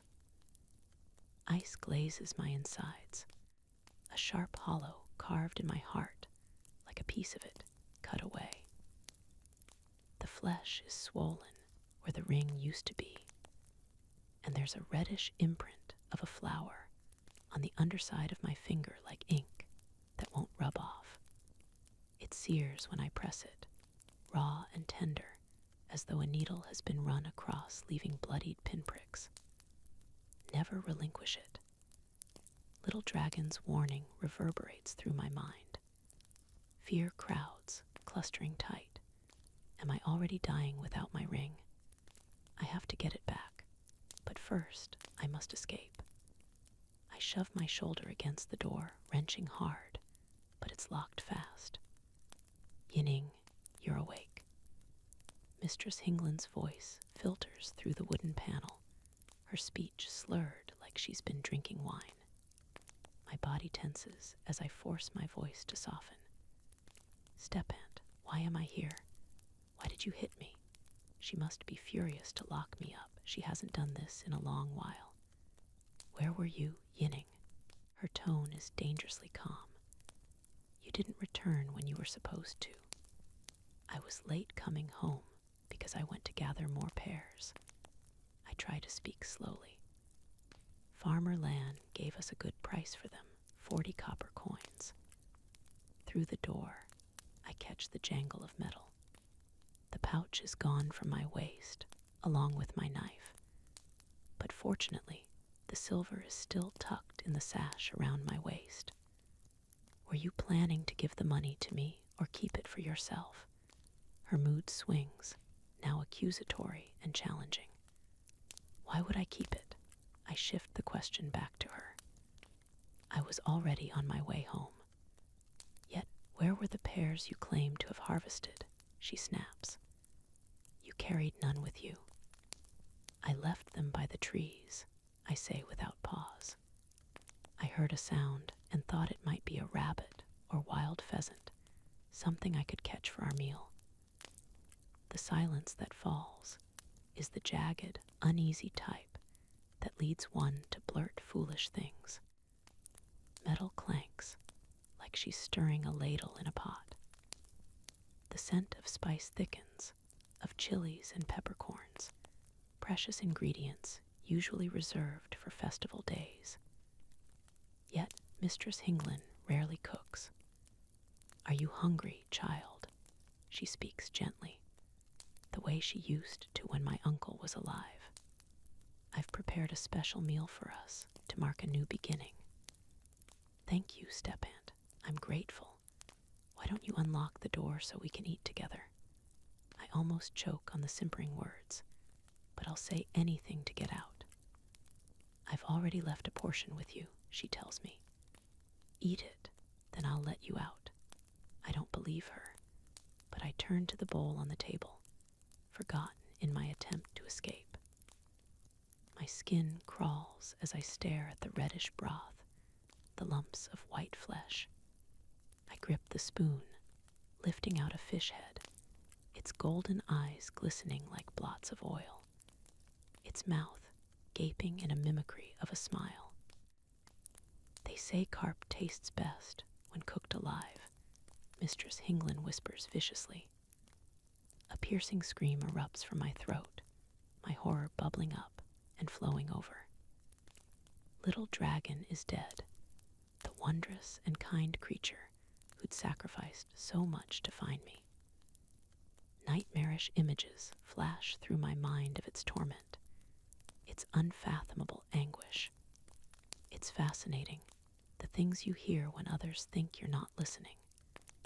When you didn't return, I went to the trees you mentioned. They'd never borne fruit before. I thought you'd lied, that you'd gotten the pears elsewhere. I wanted to know what you were keeping from me. As it turns out, I reaped a far greater harvest than a basket of fruit. I can't speak, racked with fury, with sorrow and fear. I hear you're leaving. Her voice comes louder, like she's now standing right by the other side of the door. The question is, will you still go without your ring? My ring. Why did you take it? My heart plummets, but I'm trying to hide my rage. I can't reveal how precious it is to me. I thought it was worthless, she murmurs, and I imagine her inspecting it, sliding it down her finger. After it merged with the flower, it doesn't look worthless anymore, the band gleaming like jade. She'll try to sell it, the thought, making me sick to my stomach. It looks even worse close-up, she continues to my surprise. The ring must have disguised its appearance, as the carp said. What wood is this? Nothing special. You're lying. The ring is precious to you. There's a reason it was so hard to pull away. I considered cutting your finger off to get it. And that stupid fish only came to me when I held the ring over the water. With a net, it was easy prey. My nails dig into my palm. She tricked Little Dragon into thinking she was me. Why did you kill it? That fish was a malevolent creature, she snarls. Its magic was evil. It was trying to bewitch you, and you ate up everything like a fool. I'm protecting you. I promised your uncle I'd look after you. The urge to retch grips me. Mistress Hinglin does bad things, but never admits it, casting blame elsewhere. She didn't do this for me. Everything she does is for herself. Maybe she's afraid of being alone. Maybe she thought Little Dragon was taking me from her. Whatever this is, it isn't love. It's the furthest thing from it. We need money, after all. Silence stretches. She doesn't speak to me again, nor does she answer my other questions. At some point, I doze off, and when I wake, it's already light. Someone is moving around outside, Mistress Hinglin making her preparations, ignoring me as I call out to her. Finally, the front door slams, her footsteps receding. I hope she fails tonight. I hope the palace guards arrest her for theft. But then, I'll never see my ring again. Grabbing a rusty shovel, I push the table against the wall and climb up to reach the window. Raising the shovel, I slam it hard against the board, yet it remains fast, hammered in by thin nails. I slide the edge of the shovel between the window and plank, slowly prying it away. It's wedged tight, but as I push down harder, it yields, crashing to the ground. I tear away a strip of my skirt, wrapping my fist in the cloth, and punch through the window. Hauling myself up, I squeeze through the hole, then drop down on the other side. I roll onto my back, staring into the sky. It's late in the afternoon, and the palace is a few hours away by foot. Mistress Hinglin would have bought passage with one of her acquaintances. Mud cakes my face. My clothes are soaked in it. I push myself up, rushing back into the house empty, with no sign of my ring. But I pick up my knife from the table where Mistress Hinglin left it. The dress she demanded that I fix is gone, as is the invitation scroll. I run to my room, shoving aside the mattress to find my handkerchief, a square of silk embroidered with a black-eyed tiger in gold thread. I wrap my silver in it and tuck it into my waist. The silk has yellowed from age, the edges frayed. Uncle told me that when he found me, I was clutching the handkerchief and refused to let go. I don't remember, but this is a precious remnant of my past. The dress she demanded that in the kitchen, my hands tremble as I sift through the soup for the remains of the carp. Nausea rises at the sight of the pale chunks of flesh, speared with translucent bones, but I wash them carefully, wrapping everything in a piece of cloth. Only then do I rise and leave the house. I take nothing else with me. There are no cherished remembrances left of my family. Mistress Hinglin has sold them all. But my memories aren't bound here. I'll carry them always, without my aunt and uncle. This house is just 3 small rooms of brick and clay. For all that once made this place a home is gone. Something snaps inside me as I turn and run into the forest. Close to the pond, I sink to my knees beneath the shade of an oak tree. As I claw the earth, soil cakes my nails. When the hole is deep enough, I place the bundled remains of the golden-eyed fish within.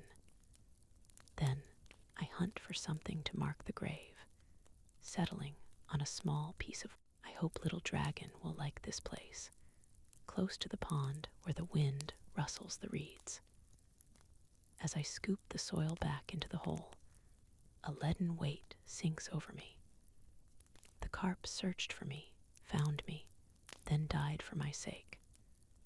I won't let it all be for nothing. A single thought resonates through my mind, one that keeps me moving. I must get my ring back. And to do that, I must go to the prince's ball. I hope little dragon will like this place, close to the pond where the wind rustles. The wall that rings the palace shimmers like frost. The evening sunlight spilling over the sloped roofs of the buildings, nestled within. The grounds are vast, larger than an entire village. Archers are stationed along the wall, their bows slung across their backs. The red-lacquered doors are flung wide, armored guards bearing white-tasseled spears flanking the entrance. Their weapons gleam brighter than any iron I've seen, glittering like stardust. My pulse races, my palms growing damp. It doesn't feel real that I'm at the Palace of 9 Hills, the one I've stared at from a distance all these years. My mind drifts to the wonders within, the food, silks and jewels, the precious ornaments of jade and gold. But I can't get distracted. If I fail to regain my ring, I'll end up dead or trapped in servitude. Moreover, Mistress Hinglin isn't the only danger here. The guards. Chapter 7. Fortunately, I look nothing like the girl chased through the village by the soldiers. I've bathed, combed my hair, and tied part of it up, the rest flowing down my back.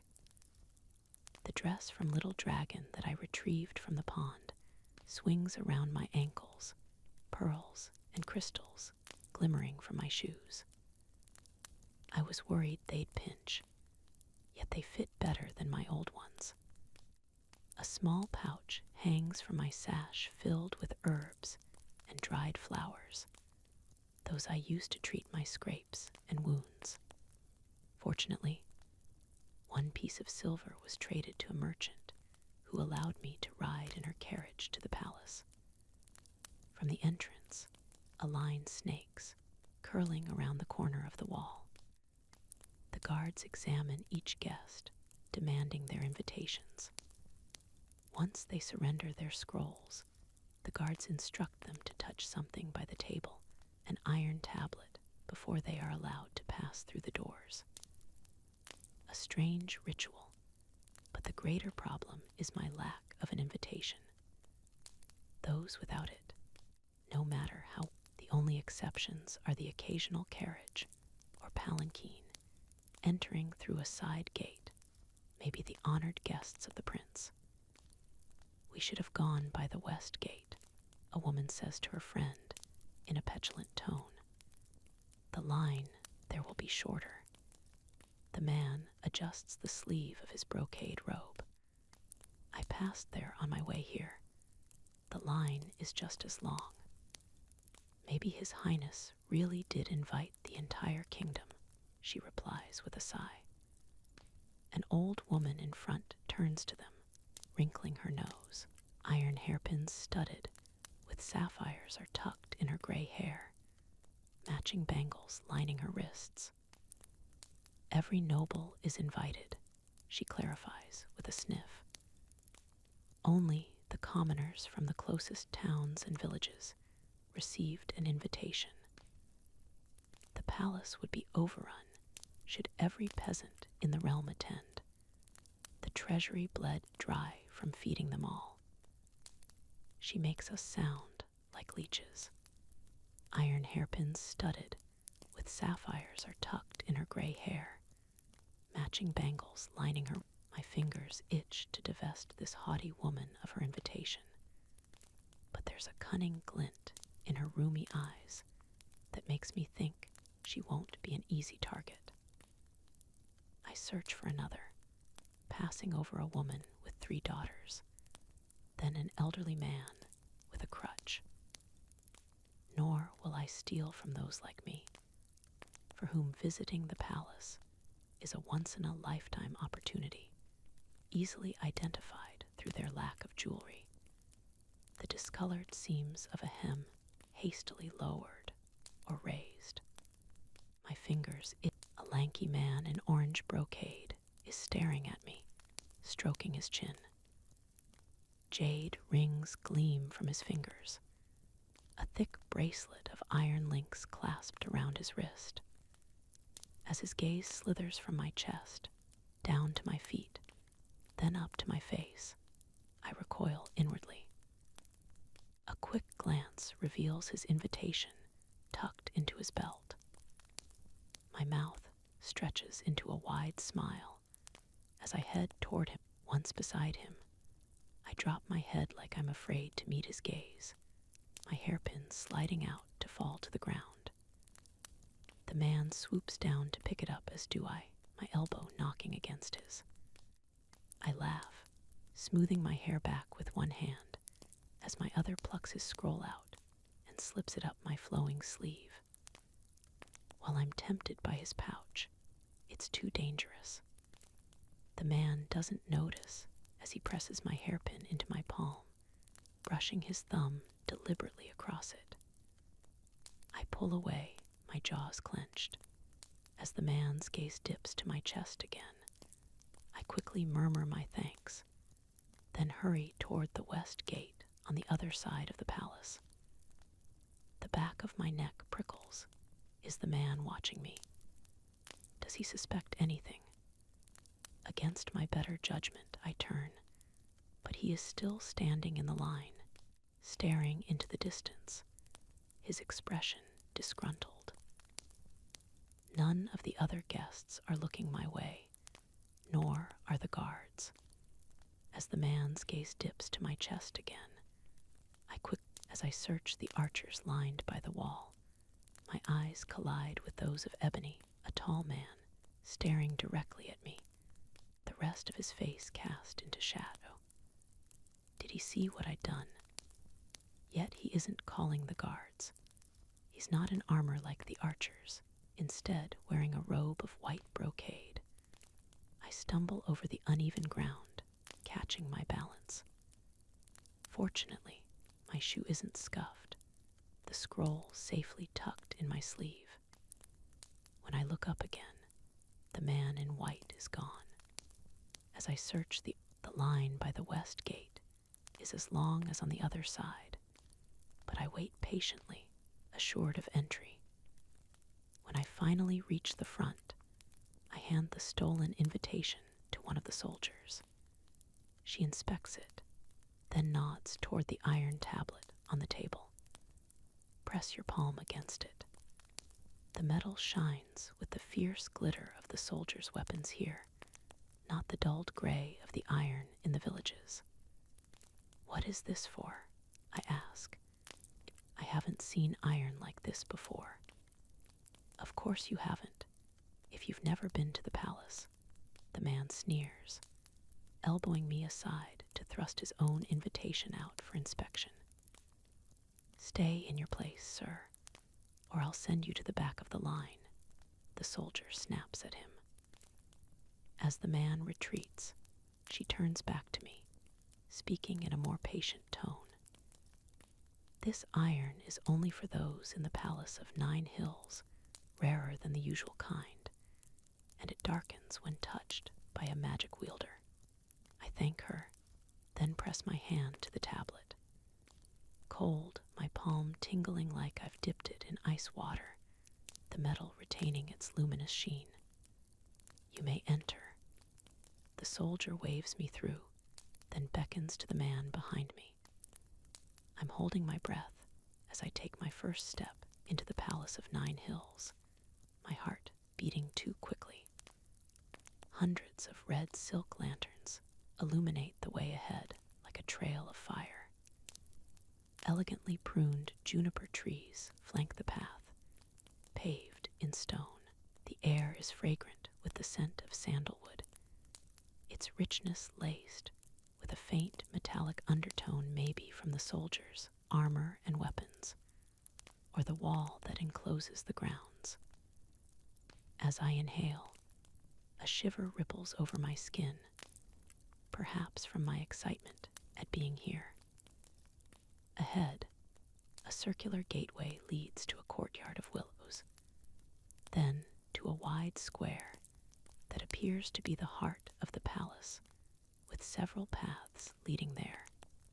The air is fragrant with guests stream in from the east and west, all heading north, past an enormous statue of a dragon erected in the middle, ringed by a shallow pool of water. A vast hall looms in the distance, ablaze with light. As I start toward it, the man I stole from emerges, on the opposite pathway. His face is flushed as he gestures furiously to his companion, an older man wearing a black hat set with a disc of iron. I curse myself for choosing a well-connected, not daring to risk a confrontation. I slide swiftly back into the shadows. In my rush, I tread on the foot of a slender man, his hair pulled into a gold headpiece. As he swings around and glares at me, I duck my head and apologize. His companion, a plump woman in peach silk, says in a loud whisper, "Lord Liuming, this is what comes of inviting commoners to such events. They have no manners and bow like farmhands. Some of these accents from the villages are an assault to one's ears." Anger sears. I'm grasping for a retort, but my mind goes blank. As a fortune teller, I've spouted lies with ease, yet the unfamiliar grandeur makes me feel smaller, out of place. A young girl in green silk breaks away from the group.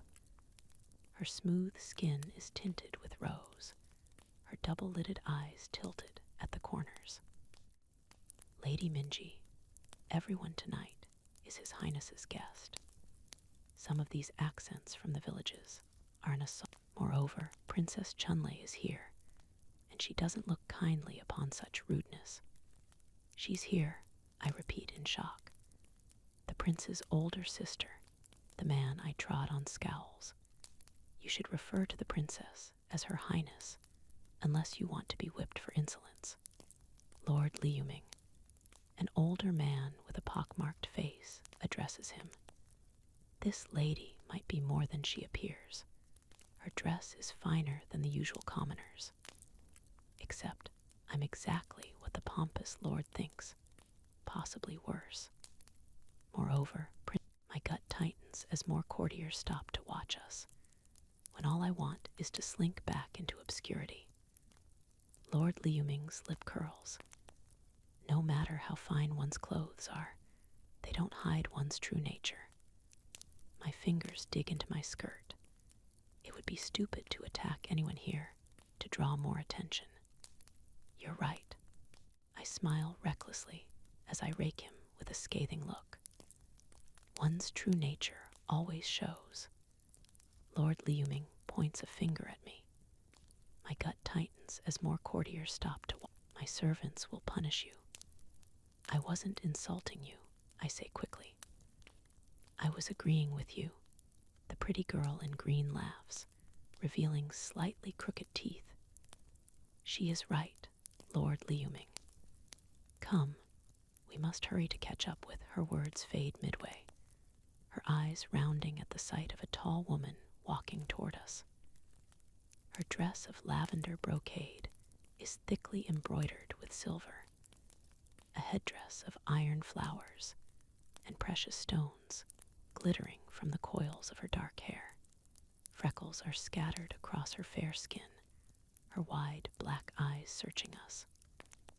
Princess Chunlei, it's evident from the way the crowd parts to let her through, dipping into low bows.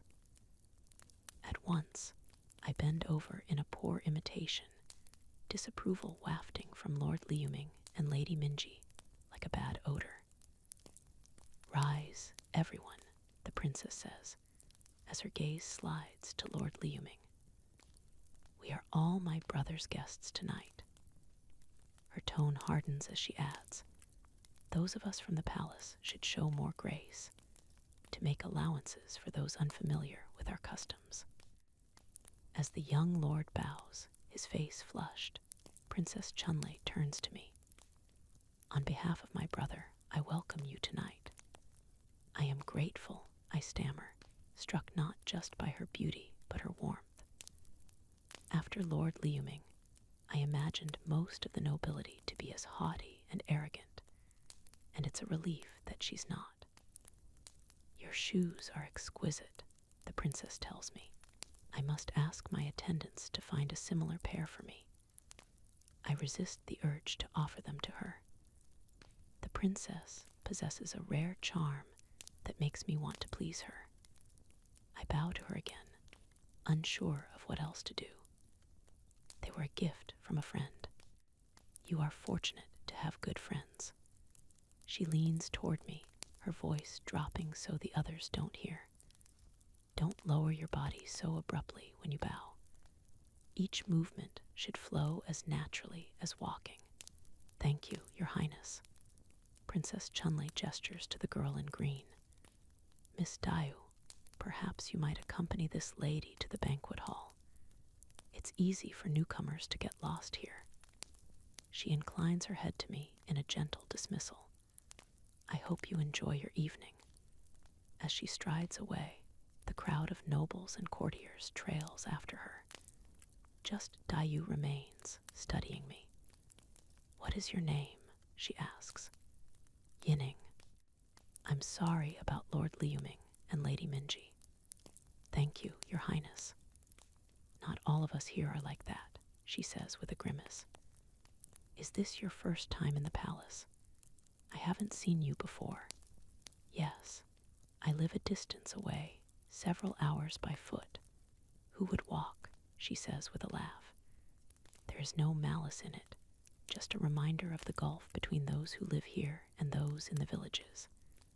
But then she flushes and looks down. That was thoughtless of me. I stare at the elegant garden that surrounds us. We're just used to different things. Not all of us here are like that. We walk in silence for a while, following the other guests. Sandalwood-scented smoke winds from the bronze incense burners scattered along the path, flanked by porcelain pots of white chrysanthemums, their buds half-formed, the first flowers I've seen here. Ahead, the hall towers like a fortress, its black roof tiles shimmering in the moonlight, resting upon gilded pillars carved with dragons and phoenixes. We're almost at the grand hall, Dayu tells me. Music and laughter drift toward us, a flutter stirring in my chest. A sudden eagerness fills me as I climb the stairs briskly. Dayu calls out as she hurries after me. If you're unsure what to do, just follow the others. Watch out for the chief attendant. He's a stickler for the rules and formalities. As we approach the top of the stairs, I halt, staring at the scene before us. The hall's stark exterior hides a jewel within. The ceiling is painted in deep violet, tiny lanterns strung across like chains of stars. Clusters of peonies, branches of magnolias and cherry blossoms are crammed into ornate vases, a costly garden that will wither before dawn.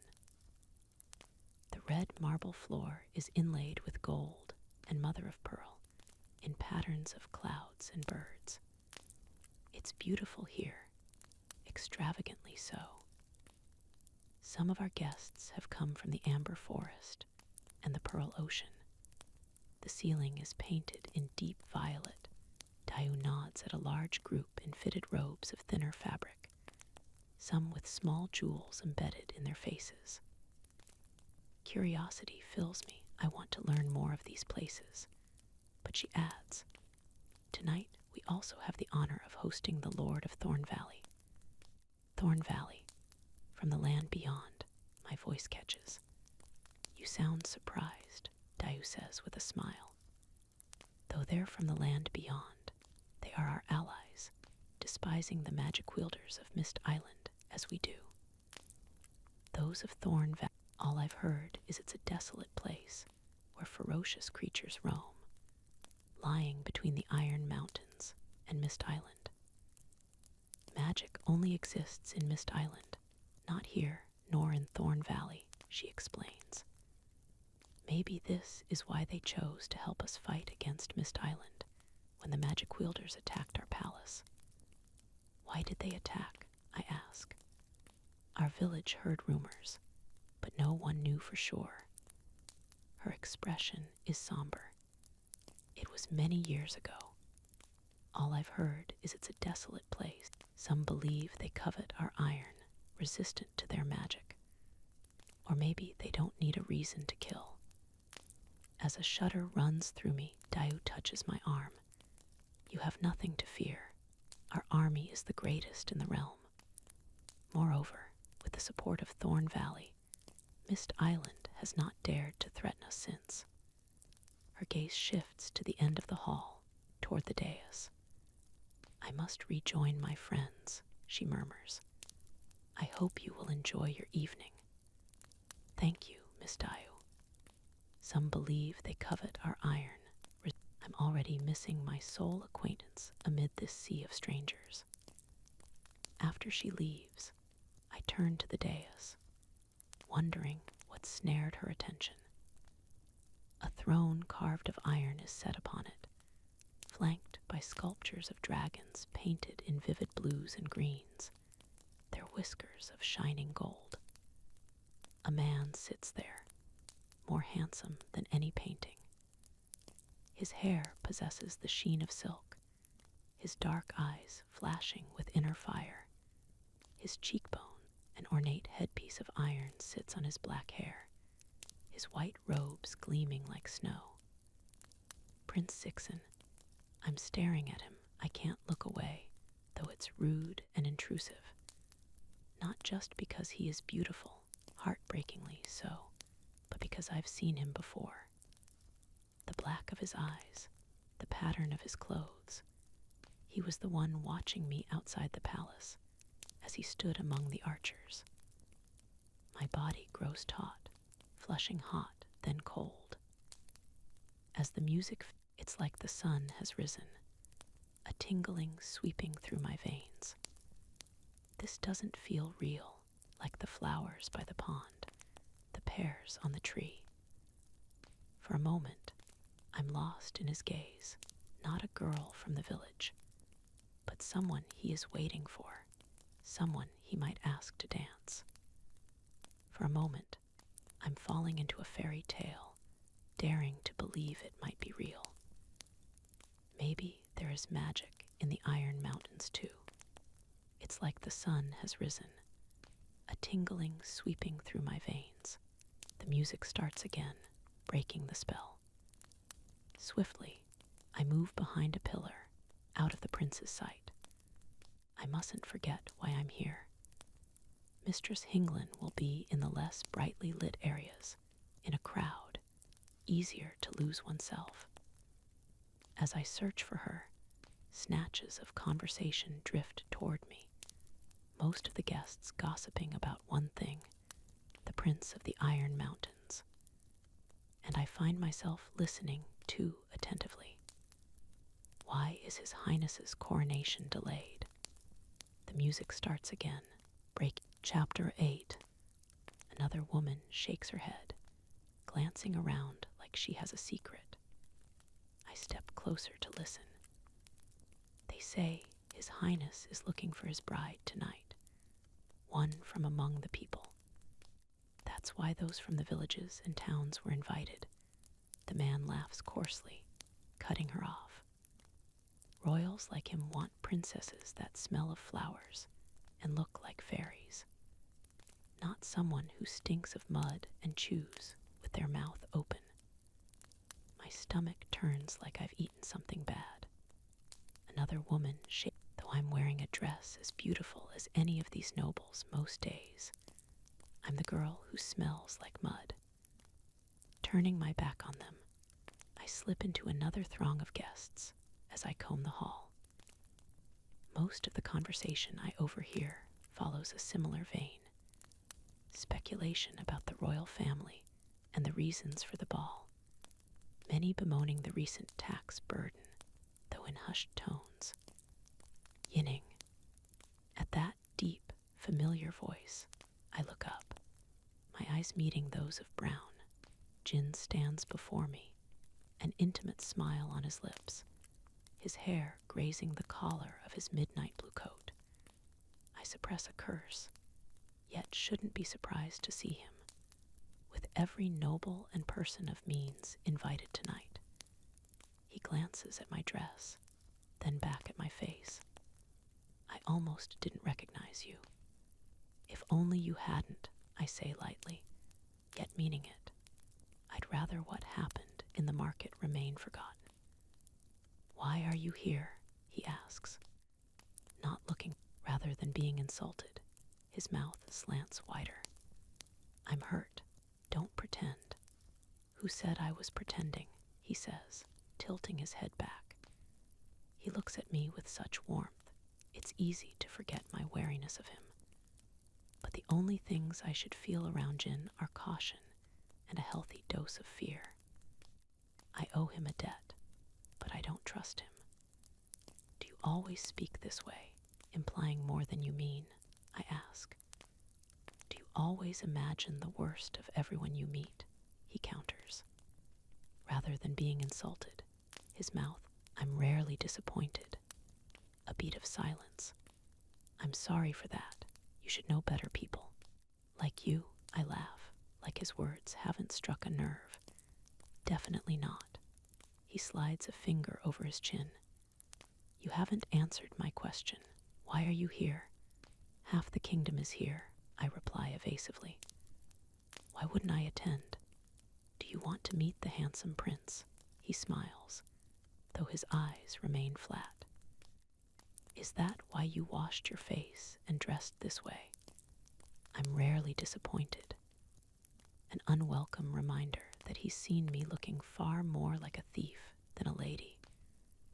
How did you recognize me? You left quite an impression, even when painted over. He taps the mark on his neck where I'd cut him. I stifle a rash insult. You look different too, though you sound just the same. I'll take it as a compliment. He inclines his head. I must return to my companions. They are waiting for me outside the hall. An unwelcome reminder that he's seen me looking far more. But when we meet again, it's safer if we address each other formally, like we haven't met before. Why? Were you not supposed to be in the village? I'd like a hold over him, as he is over me. Fortunately for you, I was there. His tone hardens. It is in both our interests to be discreet. Our secret winds between us like a thread, one I should sever before it entangles me. As he turns from the hall, I continue my search. At last, a familiar red robe appears. I fall back at once, shadowing Mistress Hinglin from behind. Though her clothes are plainer than those she mingles among, she carries herself with assurance. She speaks to a woman with rubies in her ears, who throws her head back and laughs. Something glints in Mistress Hinglin's palm, her precious dagger. With a quick jerk of her hand, a jade ornament on her unsuspecting victim's belt is divested. Mistress Hinglin's pouch bulges. Someone whispers in her ear, a sandy-haired man in a brown robe. As Mistress Hinglin smiles, the man shuffles closer, oblivious, as she steals his purse with another flick of her blade. When Mistress Hinglin turns from the man in search of other prey, he grabs her hand. Let me go, she says sharply. His smile oozes grease. You liked my company a moment ago. Why act shy now? While she's distracted, I edge toward her. Someone whispers in her ear, just behind. I reach for her pouch, but she swings around, staring at me, the shock in her eyes giving way to fury. I snatch at the pouch again, but she recovers swiftly to seize my arm, her nails digging into my flesh.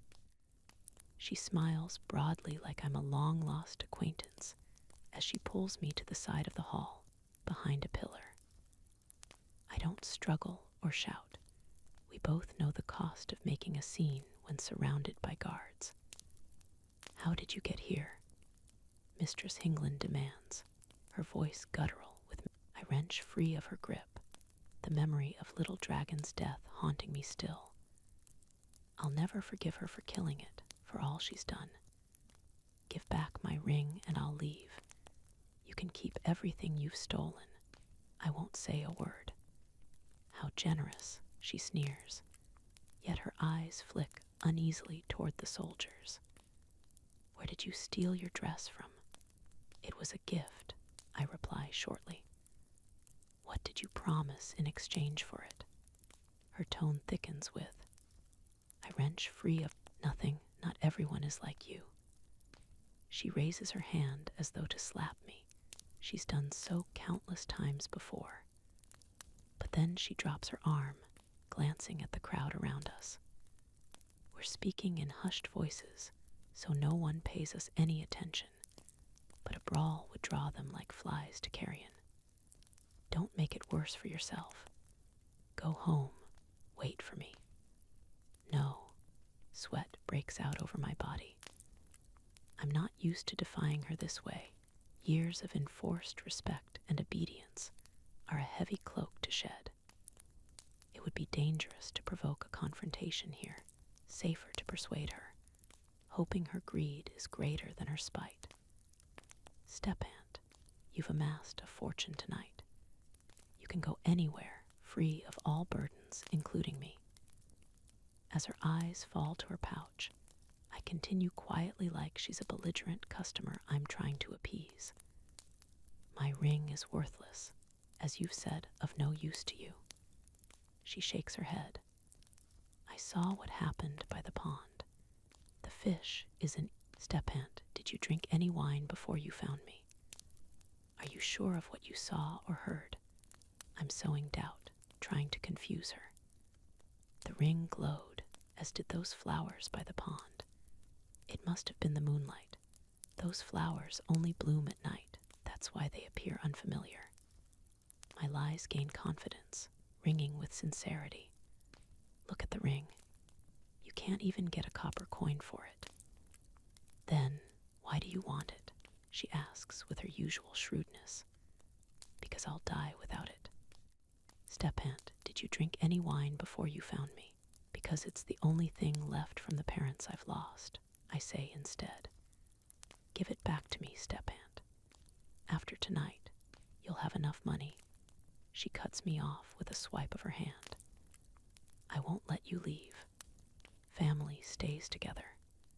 My insides twist into knots. She's not family, neither of us bound by a wisp of the emotion that gives that bond its meaning. I harden myself, since persuasion isn't working. "If you don't return my ring, I'll expose your thievery tonight. Because I'll report you to the soldiers." "You wouldn't dare." "I'd dare anything." "How do you think I got here? What do you think the punishment will be for stealing from the prince's guests?" I don't want to do this. It would risk me too. But it's enough that she believes me. Her eyes glint with calculation. For the first time, she's sizing me up as an equal, a foe. I'm no longer a child to bully, but an adversary, one who, if pushed too far, will shove right back. "I'll report you to the soldiers." Her fingers shake as she unties her pouch, rummaging through it to pull out my ring. In her grasp, the band appears like rough wood, the shining stalk withered. The petals so thin they can barely be seen, like a cheap imitation of itself. Relief surges as I pluck it from her, eager to wear it to banish this sense of loss. But I hesitate, recalling how the ring glowed when on my finger. I can't risk drawing attention to it. Any association with magic is to be. I tuck the ring into my old handkerchief, folding it among the silver. As I turn to leave, Mistress Hingland steps into my path. She hates losing, she hates me. "Where did you steal the silver from?" "I earned it. I want to go, but she's blocking me."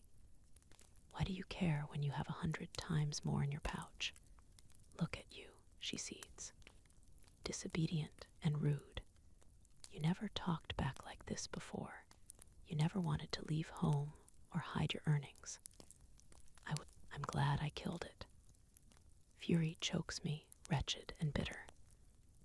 only evil in my life is you. I only stayed this long because I had no choice. You were my only family.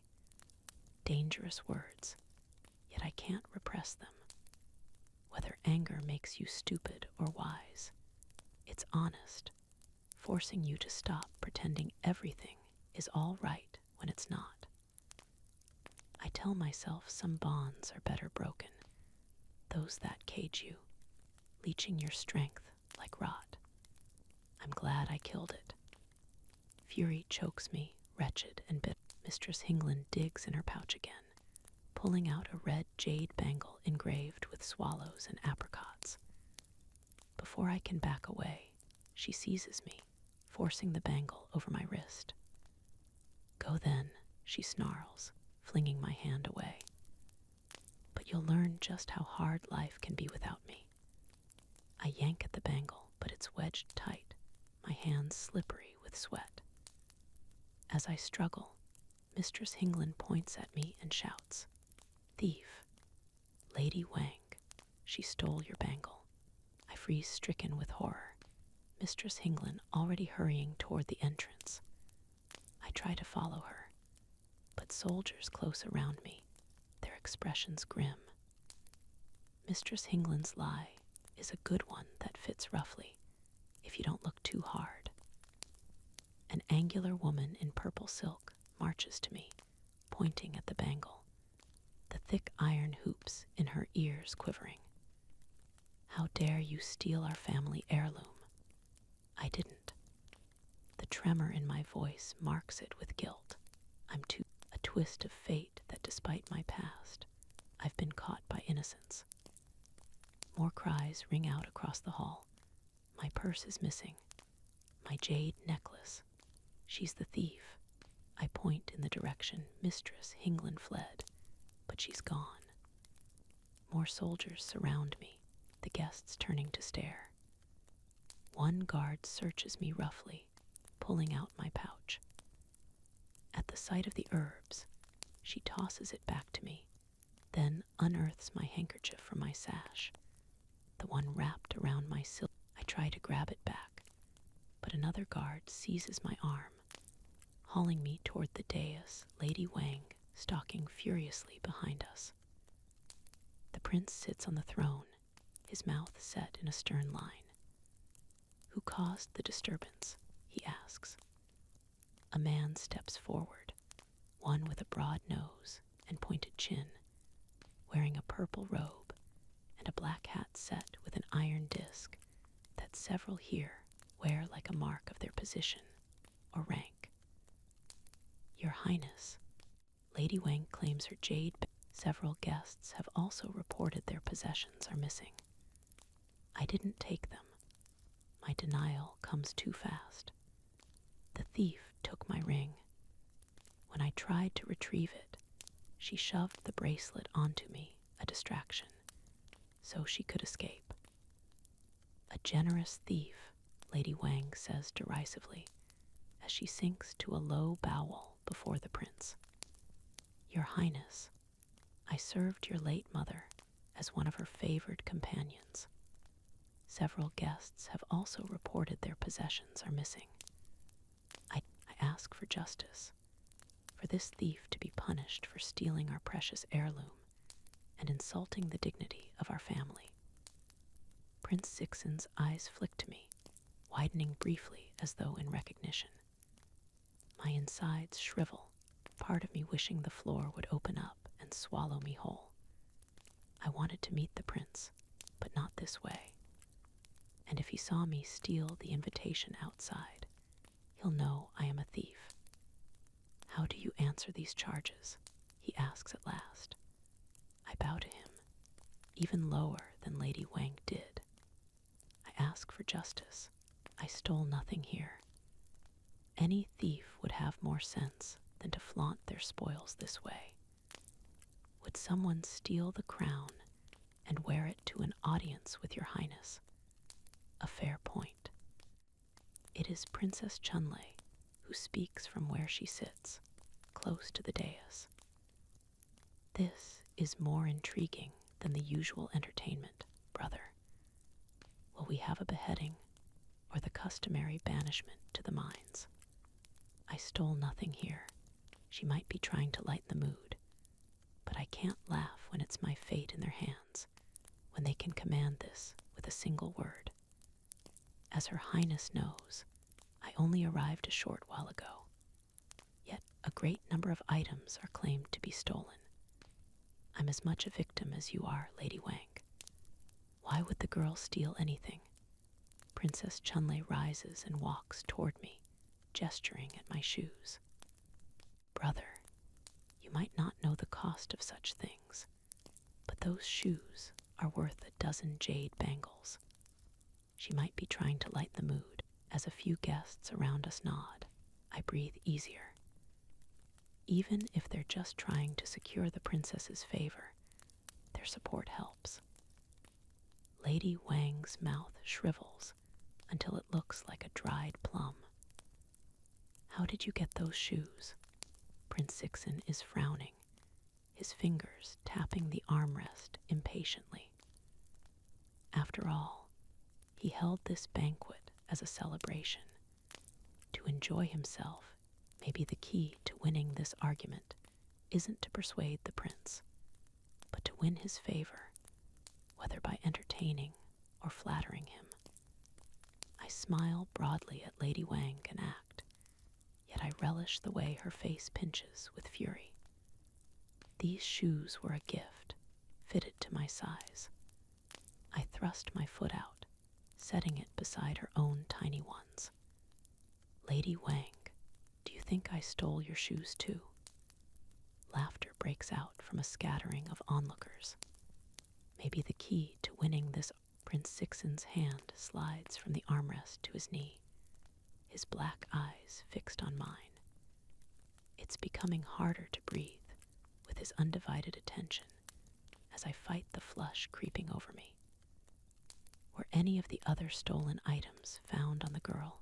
Prince Sixen asks. The guard who'd searched me bowels. Nothing else, just a few pieces of silver and a wooden ring. An older woman was seen fleeing from the hall, but we didn't give chase because we send word to the guards to apprehend her on sight, he commands. Bring me the ring and bracelet. I smother a protest as the guard places the items on a tray, the jade bangle, my crumpled handkerchief with the silver and ring. Fortunately, my ring appears dulled, its illusion holding. Prince Sixen casts a cursory glance over them, a line creasing his brow. He picks up my ring and Lady Wang's bangle, handing them to the man beside him. Minister Luck, open an investigation. We must find the thief, a grave offense to target my guests. His command sparks relief. Does your highness believe I'm not the thief? I believe what I see and hear. Prince Sixen faces me again. Do you know who the woman is? No, I want to say.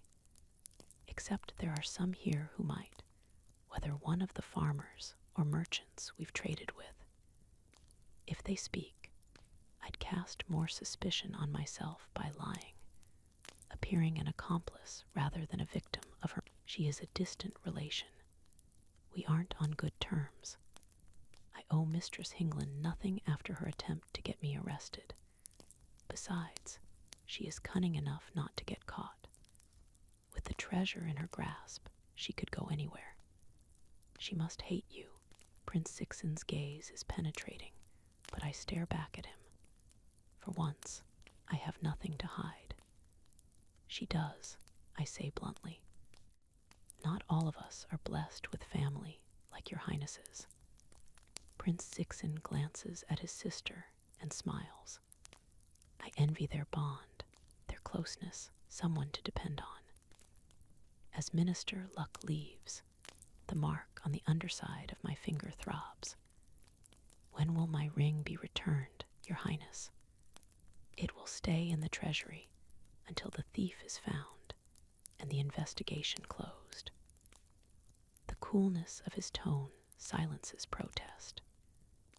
Lady Wang bows meekly and walks away. I should leave too. The wiser part of me urges, the part that keeps me out of trouble. But I have nowhere to go, and it would be easier to get my ring back from within. I recall the intent way Prince Sixen watched me by the palace walls, like the way he's looking at me now. I don't think he wants me to give up and walk away. Your Highness, if my ring remains here, then I should too. I've screwed up my courage to ask this, a chill glazing my skin for fear of punishment. At once, a stout man steps from behind the throne, dressed in the gray robe of an attendant, but with an ornate black hem and a belt of iron links. His small eyes are taut with disapproval. Your Highness, I will instruct the guards to send her away. Chief Attendant Mai, let her speak, Prince Sixen orders, still looking at me. Why should you stay? He sounds curious, even intrigued. I'm innocent, as your Highness says. I speak clearly, I live far from here. It cost a piece of silver for passage to the palace. I would prefer to stay until my ring is returned to me. You would prefer, the chief attendant sputters. He must be the one Dayu warned me about. Do you think the Palace of 9 Hills is an inn? A free guest house? Chief attendant, my raises an interesting point. Prince Sixen leans back against his throne, the corners of his lips lifted. A subtle reminder of his power, that I'm a supplicant for his favor. But he doesn't want flattery. He must hear enough of it. I can pay for my own room, I offer. Laughter erupts, mocking and loud. Yet Prince Sixen doesn't join in. What will you pay me with? He seems to enjoy toying with people when they don't act as they should, maybe as long as they don't outrightly challenge him. I bend down and slip off a shoe. As I hold it up, the pearls and crystals catch the light. One of my shoes. Little dragon would understand. My life is worth more than any gift. Murmurs ripple through the crowd, many looking at me with scorn. This is not how a lady behaves, at least not by their rules. Why not both? The prince's voice dips, so soft it's like he's whispering into my ear. Because it would make your Highness appear greedy. My insides clench at my daring. One wrong move, and I'll get my head cut off. As your honored sister pointed out, my shoes are worth a dozen jade bangles. I add in a rush, I don't eat that much. Prince Sixen's eyebrows arch, a smile breaking across his face. That depends on how long you stay. Chapter 9. My mind goes blank as I stand there, still clutching my shoe. The Prince of the Iron Mountains has allowed me to stay. Somehow, I'm a guest at the Palace of 9 Hills instead of a prisoner. The prince must not have seen me steal the invitation, else he'd never have believed my story, even though it was the truth. Keep your shoe for now, Prince Sixen tells me. I won't ask for payment yet. I slide it back on awkwardly. Everyone must be laughing at me. Where will I stay? I ask uncertainly. I didn't bring anything with me. Anything you need will be provided, the prince replies, like it's nothing to him. The Palace of 9 Hills must house hundreds at his pleasure. He nods at the chief attendant. Prepare a room for our guest in the pear blossom courtyard. She will dine with me tonight. Yes, your Highness. Chief attendant my bows, though his mouth is clamped thin. A few attendants are preparing a table beside the prince, others hurrying from the hall. Another ushers me up the dais to take my seat. As I glance at the tray beside Prince Sixen, the one with my handkerchief and silver, he picks them up and offers them to me. Thank you, Your Highness. My fingers graze his palm as I take my belongings, tucking them into my sash. In the silence, a flush steals over me, a curious light flaring in his eyes. What are you thinking about? I'm wondering what it's like to issue commands and have everyone rush to fulfill them. It's the first thing that comes into my mind, also the right one, as his mouth slants into another smile. He reaches out to pluck a grape from the plate. It's new for me too. When my father was alive, they danced to his tune, his orders, as they should for the king. He says the last with a note of satisfaction, maybe at the power now within his grasp. What is your name? He asks abruptly. Yining. It comes out in a half breath, in a voice that is quite mine. I don't ask for his name. Everyone in the kingdom has known it since his birth. It doesn't feel real that I'm sitting next to him, the prince of the realm whose face I'd only seen in paintings. An attendant sets down plates of food before me, my mouth watering at the delicious aromas. Roast quail, prawns fried with peppercorns, thin slices of beef, wild mushrooms, and rice. Only now do I realize how hungry I am, impatient to eat though afraid of appearing greedy, of breaking some unknown rule. There are so many dishes.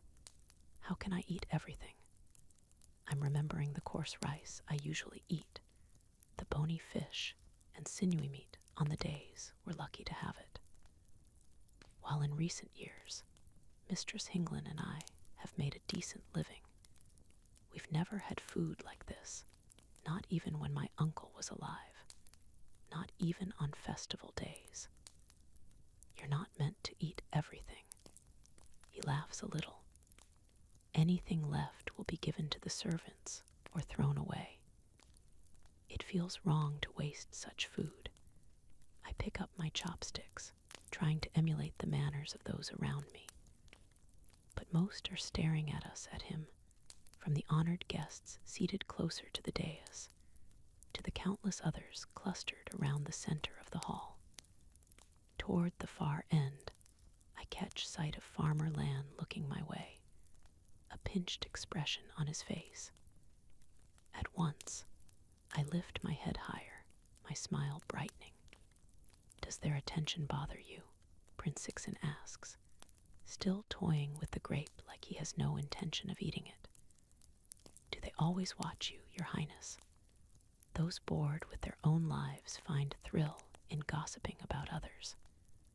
As Prince Sixen's gaze falls to my hands, he frowns. Your knuckles are bruised.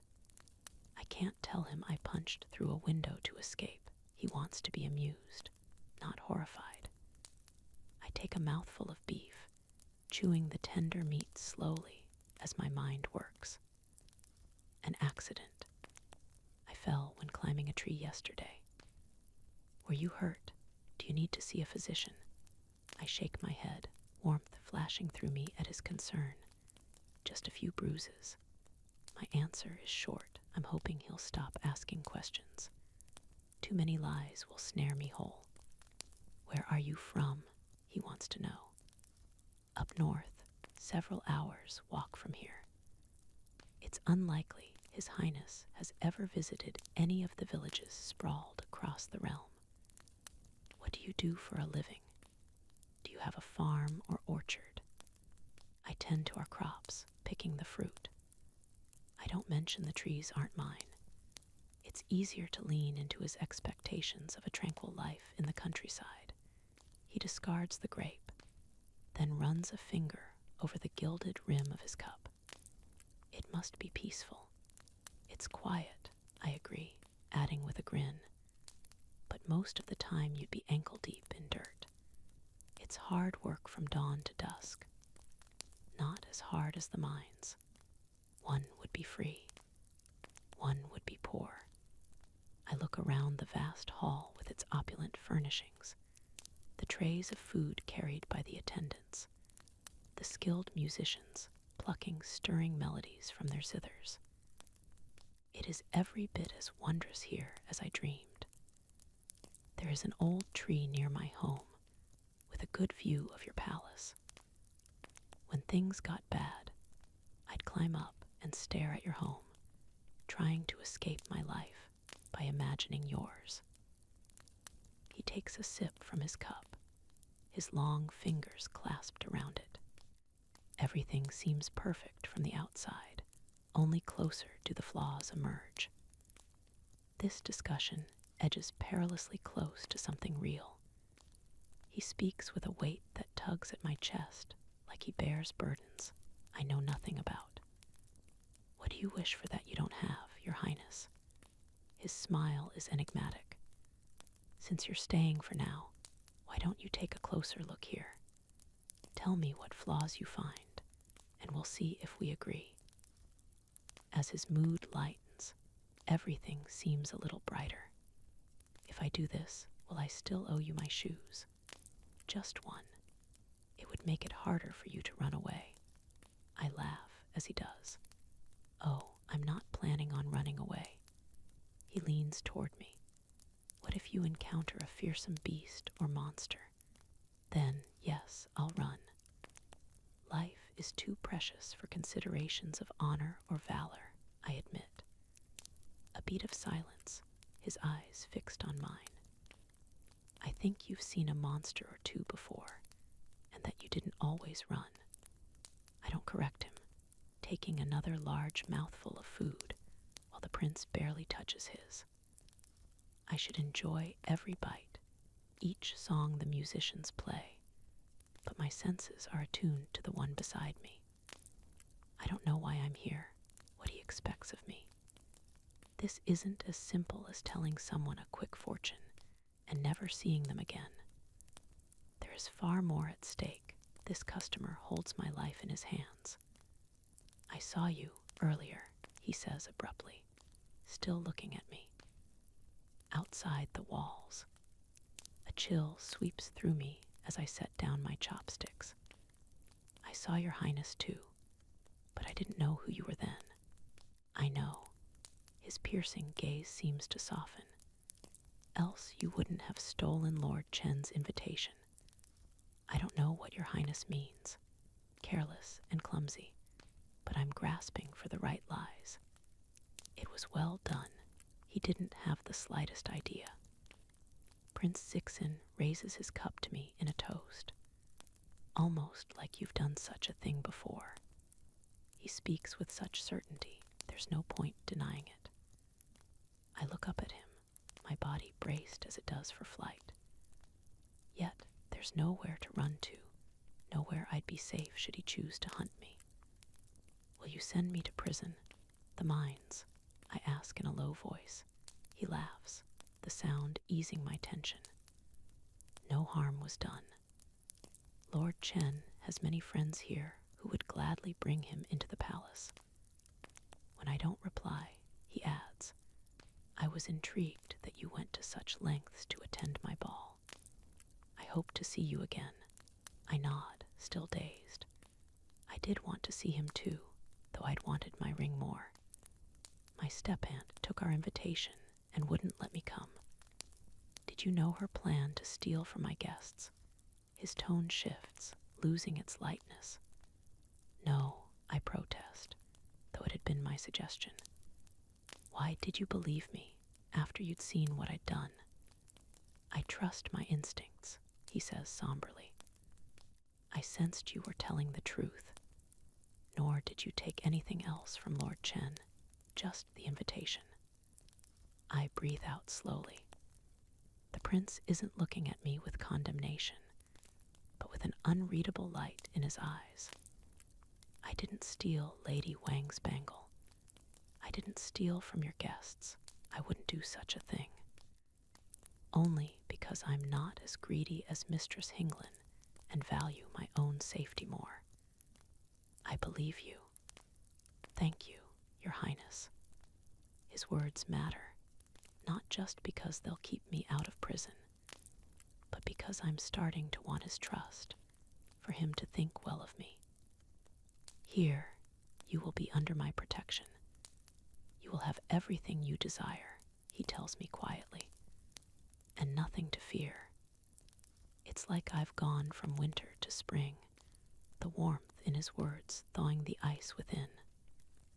I pick at my food, searching for something to say, suddenly afraid of boring him.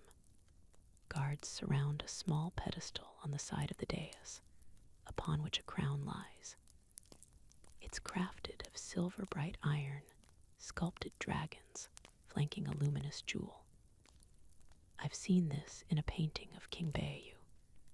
What is the stone? I ask. Starfire. The prince pulls out an iron seal fastened to his waist, exquisitely carved with a chrysanthemum. A stone the size of a marble hangs above it, shining with the same radiance. I clasp my fingers in my lap, resisting the urge to touch it. The starfare in the crown belonged to my father. My sister and I each have one, bequeathed to us on our first birthdays. During the coronation, my starfare will be set in the crown. His finger brushes the jewel on the seal. What of the one there now? I ask. When he doesn't reply, I stifle my curiosity, afraid of going too far, being too familiar. Is it true starfare comes from the skies? Who knows for sure? His eyes are a fathomless black. Some say it's a priceless jewel. Others believe it's a fallen star. Another less pretty story is that the few shards of starfire we found are pieces of a god's heart, cast down to our world and scattered across the mountains. All myths. I believe none of them, and it's safer to deny magic, especially before the prince telling me these tales. Perhaps some truths are safer veiled in legend. Less frightening, less real. He smiles at me, a devastating one that steals my breath. Which story do you think makes starfire most precious? I think over my answer. A star is beautiful, but the heart of a god, what power might it hold? Likely none, but it's a good story. Prince Sixen releases the seal.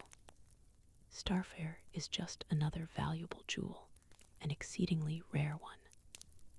How much is such a thing worth? I silence the question, asking instead, how rare? No more than a handful have been found in our mines. Beyond those that belong to my family, the Duke of the Amber Forest and the Lady of the Pearl Ocean each have one, found in the mountains that border their kingdoms. He adds, his voice hardening, our mountains. He speaks like he believes all the starfare in the world should belong to him. The crowd stirs then, their attention shifting toward the entrance. Soldiers approach, their weapons possessing the darker tint of iron mind outside our borders. Their black leather armor is engraved with twin spears and a flower, the sight stirring something in me that I can't pinpoint. A man strides toward the dais, his hair cut short, a gold circlet holding it in place. His leather armor is edged in copper, a fur pelt thrown across his shoulders, a beard covering his chin. The Lord of Thorn Valley, the prince tells me, as he sits a little straighter. Except I'm not looking at the Lord, but the man who walks behind him, not in armor, but a dark blue robe, his eyes a piercing golden brown. Jin. Chapter 10. Shock interlaces with a sourish sensation in my gut. Would I have struck a deal with Jin knowing he was from Thorn Valley? Moreover, the way the prince's eyes narrow as they approach those of Thorn Valley may be our allies, but they aren't our friends. I can't trust Jin. And as his stony gaze slides from Prince Sixen to me, I don't think he trusts me either. He won't hesitate to use me, and unfortunately, I've just become a more valuable pawn. Lord Kao, we are honored by your company, Prince Sixen says formally to the man wearing the gold circlet. Lord Kao's eyes crinkle as he strokes his beard. We are honored to be here.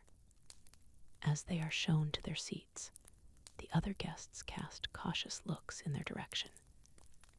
Yet the Lord of Thorn Valley appears utterly at ease in the Palace of Nine Hills, beginning to drink his wine with loud, gulping noises, grabbing his food with his hands. Many around him are sneering, their lips arched in scorn. I steal a glance at Jin, who isn't eating, scrutinizing the room instead. At once, I avert my gaze, recalling his warning to act like we're strangers. He's right, it's safer this way. Lord Kao raises his cup to Prince Sixen, who returns the gesture stiffly. Your Highness, he calls out, his words slurring. We've heard that Duke Yuan's daughter was kidnapped by a magic wielder. As several courtiers whisper among themselves, the prince's jaw clenches. Your sources are impeccable, Lord Kao. General Zilu only just briefed us on this matter a few hours ago. I would wager both my shoes that it's Jin who found this out. He seems adept at securing all manner of secrets and information. The entire amber forest is afire with the news, Jin says smoothly, his lord now occupied with a roasted duck leg. We've heard Duke Yuan's forces are pursuing them, but have not captured the magic wielder yet. The Duke has offered a great reward for the return of his daughter, and requests each kingdom to ready their strongest warrior to aid in this perilous quest. With magic at play, he seeks to avoid careless adventurers endangering his daughter's life. What is the reward? Lord Kao drawls, asking the question on everyone's mind. Starfire. As Jin's voice carries across the hall, a frantic rush of murmurs rise, some excited, as many frightened. Thorn Valley would like to offer our aid to the Duke, he intones formally. Minister Luck hurries toward the dais, glaring at Jin. To save the Duke's daughter or to win the Starfire? Both, Jin replies. Who would refuse such a prize? We appreciate our allies' generous offer, but Thorn Valley's aid will not be necessary, Prince Sixen says sharply. This is a matter between the three kingdoms of our realm. Jin shakes his head, seemingly indifferent to the prince's ire. Your Highness, according to our treaty, Thorn Valley oversees matters linked to magic across the kingdoms, to lead in the resolution of such conflicts or challenges. This situation falls under our domain. Prince Sixen scowls. Lord Kao, do you allow your advisor to speak so freely on matters of policy? I shift uneasily in my seat. The prince's imperious manner is markedly different from how he spoke to me earlier, while there's a certain satisfaction in sitting on the dais, listening to the discussions that shape our world. Tension coils tight around me. Most of us from the village don't dream of exceptional lives, but of a safe future, of how to survive. Lord Kao takes another bite of the duck leg, chewing noisily. Why not? One should be open to all good advice, regardless from where it comes. We're not certain if magic is even involved, Minister Luck says tersely. A magic wielder was mentioned in the report, Jin says adamantly, yet speaking with enough civility to appease those watching. If this is true, the repercussions could be deadly, not only for your Highness's forces, but the Duke's daughter. While we don't possess magic, living alongside Mist Island has taught us how to deal with it. It's how we protected your kingdom from their attack. A pointed reminder, Prince Sixen's body stiffening. In the silence, Lord Kao lifts his cup to his lips, spilling some wine down his chest. With magic at play, Thorn Valley will lead the quest. No, the prince replies. We do not need any assistance. Is there a reason your highness doesn't want us to save the duke's daughter? Is it because of the prize? Jin needles him. If your highness recalls, Thorn Valley was promised this gift as part of our treaty years ago. We cannot control when Starfire is found, Prince Sixen says icily. You have our word that the next one discovered will belong to Thorn Valley. Your highness's promise is most reassuring, Jin replies. However, if Duke Yuan is eager to relinquish his Starfire, we will accept it in place of what is due to us and won't ask for more. The prince's knuckles are white along the armrests of his throne. A burly man in armor strides forward, his broad face sporting a crooked nose. An intricately carved hawk is engraved across his breastplate, the first I've seen among the soldiers. His hair is pulled into a topknot, a dusting of gray at his temples. His eyes sweep the hall, lingering on Princess Chunlei, who looks away from him. As he clasps his hands and bows, Prince Sixen gestures for him to rise. Our allies' support is appreciated, but not necessary, the warrior says. I have volunteered to undertake the challenge for the honor of the Iron Mountains. I didn't realize General Silu harbored ambitions to own a piece of Starfire. Jin's smile is ringed with barbs. Nor did I realize you were experienced in fighting those with magic. The general's face darkens. I have fought more enemies than you can count, of all shapes and forms. I do this to serve my kingdom, for any prize His Highness chooses to award. The prince inclines his head. Should you succeed, General, rest assured you shall have your heart's desire. As General Silu's eyes flick toward Princess Chunlei, she stills. Brother, maybe other warriors would also like to compete for the honor, she suggests in a strained tone. It strikes me then. She doesn't want General Silu to win. She wants to deny him his prize. The prince's expression clouds as Minister Luck approaches to confer quietly with him. At last, he raises his hand, the minister stepping back. In the interest of fairness, a tournament will be held to select the Iron Mountains champion. When, Jin asks. Once we receive word from Duke Yuan, the prince replies. This is a delicate matter, as the Duke is also attempting to negotiate with the magic wielder, though chances of success are slender. What is the challenge, Your Highness? Jin asks. Swordplay, the prince suggests. As General Zilu smiles, his hand grazing the hilt of his sword, Princess Chunlei clears her throat. Brother, there are other skills of equal importance for this quest. Swordplay is an adequate test of strength, but what of accuracy, agility, stealth? A challenge on the tower will meet all Her Highness's conditions, General Zilu says smoothly. I would also welcome other challengers from our kingdom to avoid whispers of favoritism. He speaks with the bold assurance of knowing he will win. Very well, Prince Sixen agrees. A tower will be erected in the main square. The tournament, held once, we hear from the Duke. The crowd murmurs in approval, many nodding. After all, it's not their blood being spilled.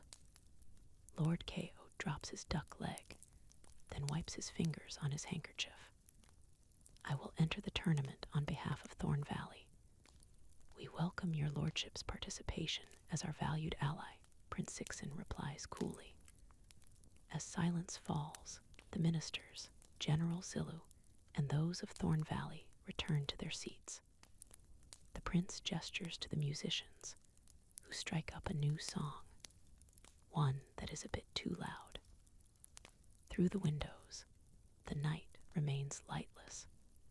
The lanterns inside blaze as bright as ever, the fragrance from the flowers tinged with a sickening sweetness, hovering on the cusp of decay.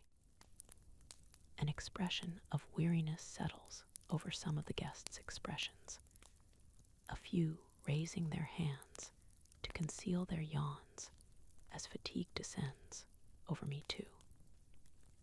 Everything seems just a little less perfect, as though the magic of the evening has already begun to fade. But when the prince turns back to me, the beginnings of a smile on his lips, a lightness envelops my heart, a flutter beginning low in my stomach, of anticipation for what tomorrow might bring.